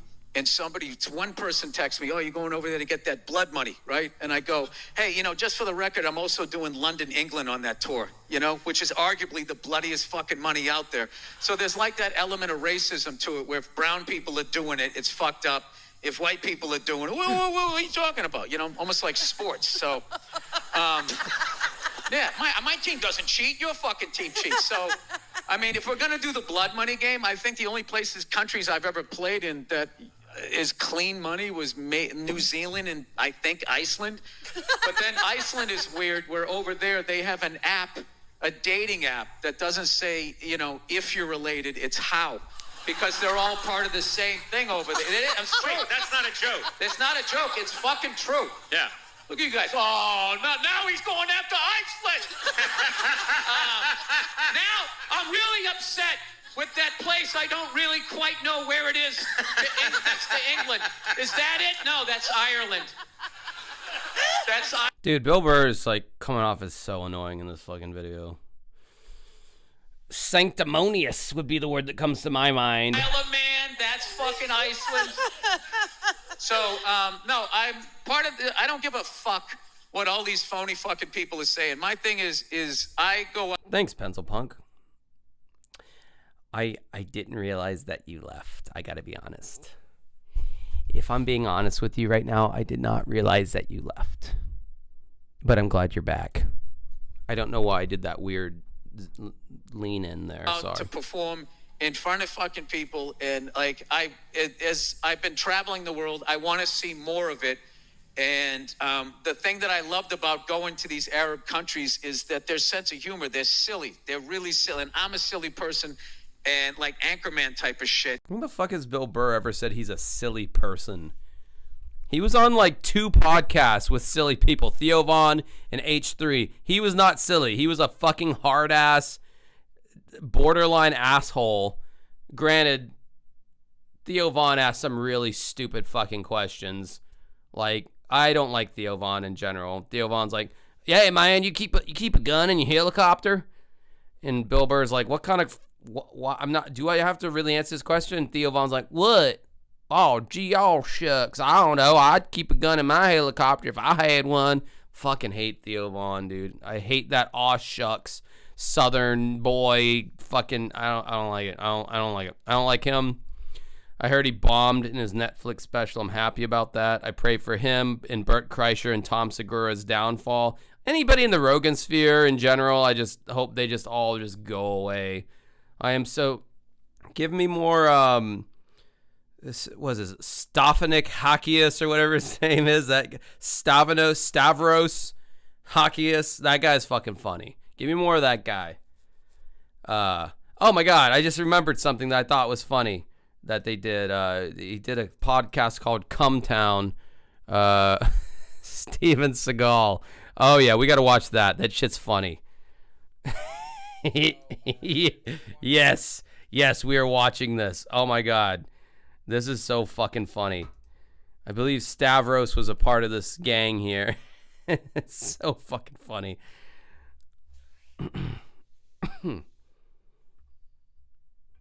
But before that, we have to listen to Rob Ford talk about how he admits to smoking crack. I mean, Hunter Biden smoked a fuck ton of crack. Hunter Biden was like a crack aficionado. Like, I learned how to smoke crack from listening to Hunter Biden's memoir, Beautiful Things. Yeah, dude, that guy, I didn't think a body could handle as much crack as Joe Biden's son was able to ingest. Where the fuck is the clip that I just downloaded? I'm not even gonna talk about this motherfucker's laptop or anything. I just like the dude liked him some crack. I mean, maybe I would too. I thought I downloaded the Rob Ford clip. Where the fuck's it at? There's so much. I've said this once. I'll say it again. There's way too much shit on my desktop right now. Oh, well, I guess I can't find that one, but I found the Steven Seagal one. This shit's so funny, dude. So I've been watching a shit ton of what I like to call the Entenmann's Donut Goatee Seagal era films. Yeah, we watched one last night. Anything post 2000. Dude, let me check off some coffee. Probably 2011 or 12. Okay. So the last 4 years of Seagal movies. And he's never been like particularly an active guy, but you know, like Under Siege era, he's in good shape. He's in Above the Law. First of all, what people don't realize about Seagal is that when Above the Law came out, he was already like 34 years old. Right. Mm-hmm. He wasn't a young guy. So his first movie, he was already, you know, like getting on. And you can see his hairline's fucked up in that movie. You know, it's all like thin, you know, in the front. And then in Hard to Kill, his hairline's fixed. And you know he's a little bit fatter, and he just got progressively fatter throughout his entire career. Yeah, that was back in the day when you didn't have to be cut. Yeah, well now he's 65 years old, and he's in his 60s. His body sucks. He's still making movies where it's like we need to send our best special forces guy, and then he spends half the movie in a chair. You know, refuses to get up. So we watched last night Sniper Special Ops, and there's no colon. It's Sniper Special Ops. And that's because the Tom Berenger Sniper series are not related to Sniper Special Ops. And he does maybe 5 seconds of sniping in the movie. It's right in the beginning. He refuses to take his sunglasses off while looking through the sniper rifle. So he's wearing these dumb fucking like snowboarding sunglasses while like looking down this rifle. And then when they show the enemies in the reticle, they're like 5 feet away. They're taking up the entire scope. So he's probably like 5 feet away from these guys. So awesome. And missing. You know, like, I don't know why they let him miss for You say suspense. he refuses to take it off. You're saying you think Steven Seagal, the actor, is like, no, absolutely not. I'm not getting out of this chair. I'm not taking off my Yes, sunglasses. 100%. I guarantee you that's what it is. Yeah. Because the thing about all these movies is they're all produced by Steamroller Productions, which he owns. What? That's like a Chinese. Oh No, God! it's Steven Seagal's company. He owns it with some like Steamroller? Indonesian guy or something. Yeah, It's like when you work at a Steamroller and restaurant, you Voltage. have to wait on the owner of the restaurant. Yeah. So, you know, all these people, then he brings all these fucking old fucks out of retirement. So it's like, you know, like Rob Van Winkle, like dying wrestlers. to be in Yeah, it's all like retired WWE Yeah. guys. Oh, So I gotta check this in Sniper Rob Van Special Dam. Ops, you know, it's like RVD? RVD's in it. Yeah. in Sniper Special Ops, he's like the lingo guy. Overwatch. 2 is at Charlie. Anything in my area? I love it. He's playing like you know, they're part of like this like special ops team, and they're all like in the minimum age is 51 years old. And they're in like Afghanistan somewhere. Of course. And then they show their commander, who's a major, and because it He's wouldn't a make colonel. sense. Yeah, he's a colonel. And it wouldn't make sense if he was like, you know, Young. their age. So they have like an 87-year-old man. In army clothes. Yes, Really? this fucking decrepit old man in an army uniform, and he's like, "Well, I don't know if we can get up that mountain by sunrise. I had a divining rods tells me there's gold in them hills, you know." And it just doesn't make any sense. Yeah. It's so. I mean, Seagal is like he literally puts such minimum effort into the action. Like the way he fires the gun is like I can't even describe it. He Like just sort of for the lazily, podcast. like, He's just like limp wristedly fire the gun, like not even looking where he's shooting. No, there's so one good. scene in Sniper Special Ops where he's working some radio and he's just sort of lazily pointing the gun at the window next to him in case anyone comes. because it's understood that he never really has to aim the gun. Oh yeah, his partner also gets shot, and he needs to drag him away. And it's clear that he's like connected to like some sort of wire. Yeah, and like you see him pulling the guy, but he's like literally he's just touching his shoulder. Clothes. Yeah, and then the fucking body moves across the ground as Seagal is touching. I'm so really jealous. I literally almost peed my pants. Yeah, I haven't. Anything post 2012 is like this. Sergeant Chandler, Yes, ma'am. are you really as good as they all say you are? Every once in a while. And he's got one of those. Oh, like, and he talks like a black person now. Yeah, well, that started with Glimmerman, and it's progressed where now he talks like a slave. Thanks for not leaving me behind. Don't mention it, brother. He's like he's a jazz man now. Oh hell, you know these motherfuckers don't have the patience. He's for Prop Joe. He talks like Prop Joe. Yeah. I got a proposition for you. What's wrong with you, man? You're slipping. But you can't check your 6. Robert? Just like old times, huh? Me saving your life and your hooker girl flying up into the wind. Well, I already told these motherfuckers if they want any of my business, they're gonna have to come around here, cut me off a little some of that. That's You know, so maybe fucking we'll good. maybe do a little mission here in a minute.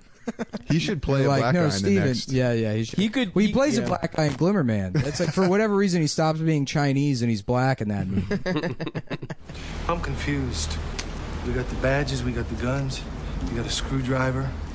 It's kind of like, taking a screwdriver to a gunfight. And pig, that's an old phrase. Y'all must not be from around here.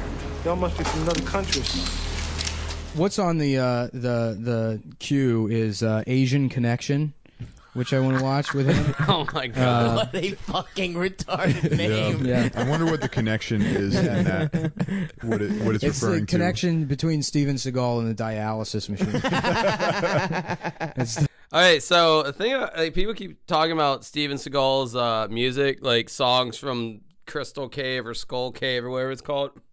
That album's not like, it's not good, obviously, but it's not like so bad that it warrants a video. I swear to God, go and listen to it. Like, it's like generic, just, I don't know, your dad joins like a band and they just make like bullshit blues music. It's not good, but it's not funny bad like the other albums that I've like done over the past, like fucking Macho Man doing a rap album. Come on, that's gotta be great. Garth Brooks' Chris Gaines. Like, this is shit that, like, there's a lot of meat on that bone, especially God, go watch my Chris Gaines one, please. I'm proud of that one. I bought the fucking CD just so I could get the insert, so I could scan it in my computer and have the visuals on the screen. But Steven, I've listened to this album because I thought I really was gonna do it at one point. It's not bad enough to be funny. It's just mid, and like there's not a whole lot to say about it. Fucking stint in his arm. That means one of us has to die. We will leave it to fate. Yeah, they go like through his like special ops dossier, like on the computer, and there's a picture of him young. And we were joking around last night. It's about, from like, a movie. It's from another movie from like 30 years Yeah, ago. it's from like fucking. It's in the same universe. They're all in the same universe. In the cover for Sniper Special Ops, they've just photoshopped his fat head on someone else's body. Yes, as poorly as they possibly could. Man, that's so. I love awesome. his fat head. No, they fucking pump these movies out. The other one we watched the other night, A Good Man. That's barely a title. It's all 3 words too. Yeah, A Good Man. Yeah, where he plays. Does he play the good man? Yeah, he's the good man. Of course. I wonder how much pussy he get. Do you think he get more than like Osama bin Laden got? I'm gonna be sorry to kill his ass. And so basically the plot is this. He's like some kind of ex-special. It's always ex-special forces. right. And he's living in Bucharest. And he just has an apartment, and he's been tracking this weapons dealer that got away when he murdered all these people that killed his partner. They have a flashback scene in the beginning where you see him sneaking into some building, just fatly going around corners, while his special ops partner, who looks like a fucking homeless person. This guy's like, again, 57, 60 years old, you know, emaciated, shitty, like fucking, you know, like Civil War general, like Fu Manchu type yeah, shit. yeah, that kind of shit, you know, like McClellan. That's what he Yes, looks like. yes. You know? And he's like, we got to get into you got 2 tangos on your left, you know. Yeah. This homeless guy in the woods on Overwatch, and Steven Seagal, and then like a thing blows up and some girl dies, and so he's upset, so he wants to go find this weapons dealer who's a Chinese guy, and he's in Bucharest, and he's like killing these Russian gangsters, and his calling card when he kills them is he leaves some incense on the ground and then just scribbles some bullshit in Chinese. And so his neighbor, who's this woman who's like having trouble getting into her apartment one day and has like a young girl with her, he's like, need a little help, you know, and then he just breaks into her apartment for her or whatever. And then they're in there and he's like, you know, your kid's nice or whatever. And she's like, yes, I love my sister. And then you see, like, that's supposed to be, like, let you know, like, yeah, her pussy isn't ruined. That's her sister. It's not her daughter. And then Seagal's like, your sister, huh? You know? And he's like, they make these young actors. Yeah. That's what the implication is. My name's Lena. Chu? And she's my sister, Mia. What's happening? And then and then the plot gets really fucking convoluted. Where, the arms dealer is doing a deal with the Russian mob, who he's not really interested in, but the Russian mob owns the neighbor and the sister because her dad owed them money. So when the dad died, she had to become a bartender in their strip club, not a stripper, not a whore, not a prostitute. They just make her be a bartender. She's pure. But then she still has a really nice apartment, you know. Yeah. And, the Russian mafia sounds pretty reasonable, right? dude. Yeah. So the Russian mafia loses all their money or something, and they owe money to the arms dealer. So instead of giving him the money, they're like, "We will give you the girl instead." So she's their slave? Their slave, basically. But the arms dealer, like, I don't know why he would want a girl. He's like, no, it's $2 million. I want just some fucking middle-aged Romanian woman, you know. And then he's like, deal. And then they bring the little girl instead of like the main one. And he's like, well, I guess I can sell her to a pedophile. So he lines up a sale with a pedophile. And then the pedophile shows up. What the fuck? Yeah. And there's 3 human transactions in this movie. Yeah. And then Seagal shows up with this other guy. He does this thing now where he brings a younger martial artist in, and they do the majority of the ass kicking.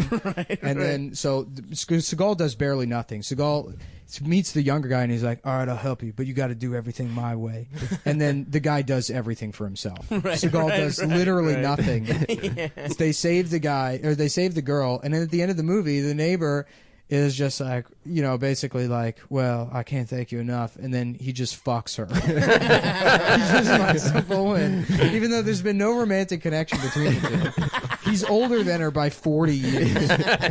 They make these poor young actresses. I was gonna say how much that are fucking never gonna does get fuck any every other. time. Well, the fucking scene is him fully clothed while she's naked and he's just touching her body. Really? Yeah, he doesn't. He's still wearing his sunglasses. God damn, and that's so Steven awesome. Seagal's definition of a good man. Yeah, that's the good man. Fuck, man, I want to watch this. I'm jealous. Dude, they're so good. Do they ever say "good man" in the movie? No, they don't. That's a big disappointment. Yeah, but I mean, they're filled with like basically every trope that, you know, from the 80s. You know, like there's another one I watched, Code of Honor, last night, and it opens up with, you know, like a bunch of different types of gangs meeting in some meeting area. You know, so there's bikers, and then like Yakuza. cholos, and then black guys, and then Russians, and they meet.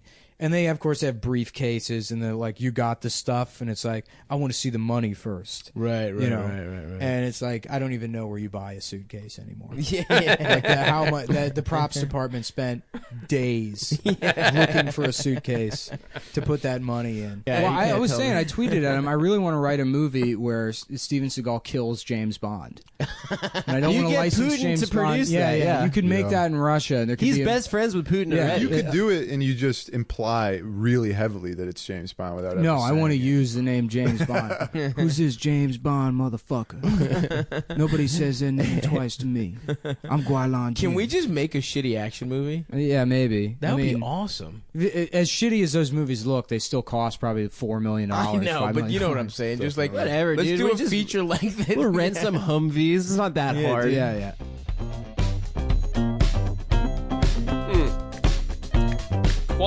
Quality humor from the cum town over there.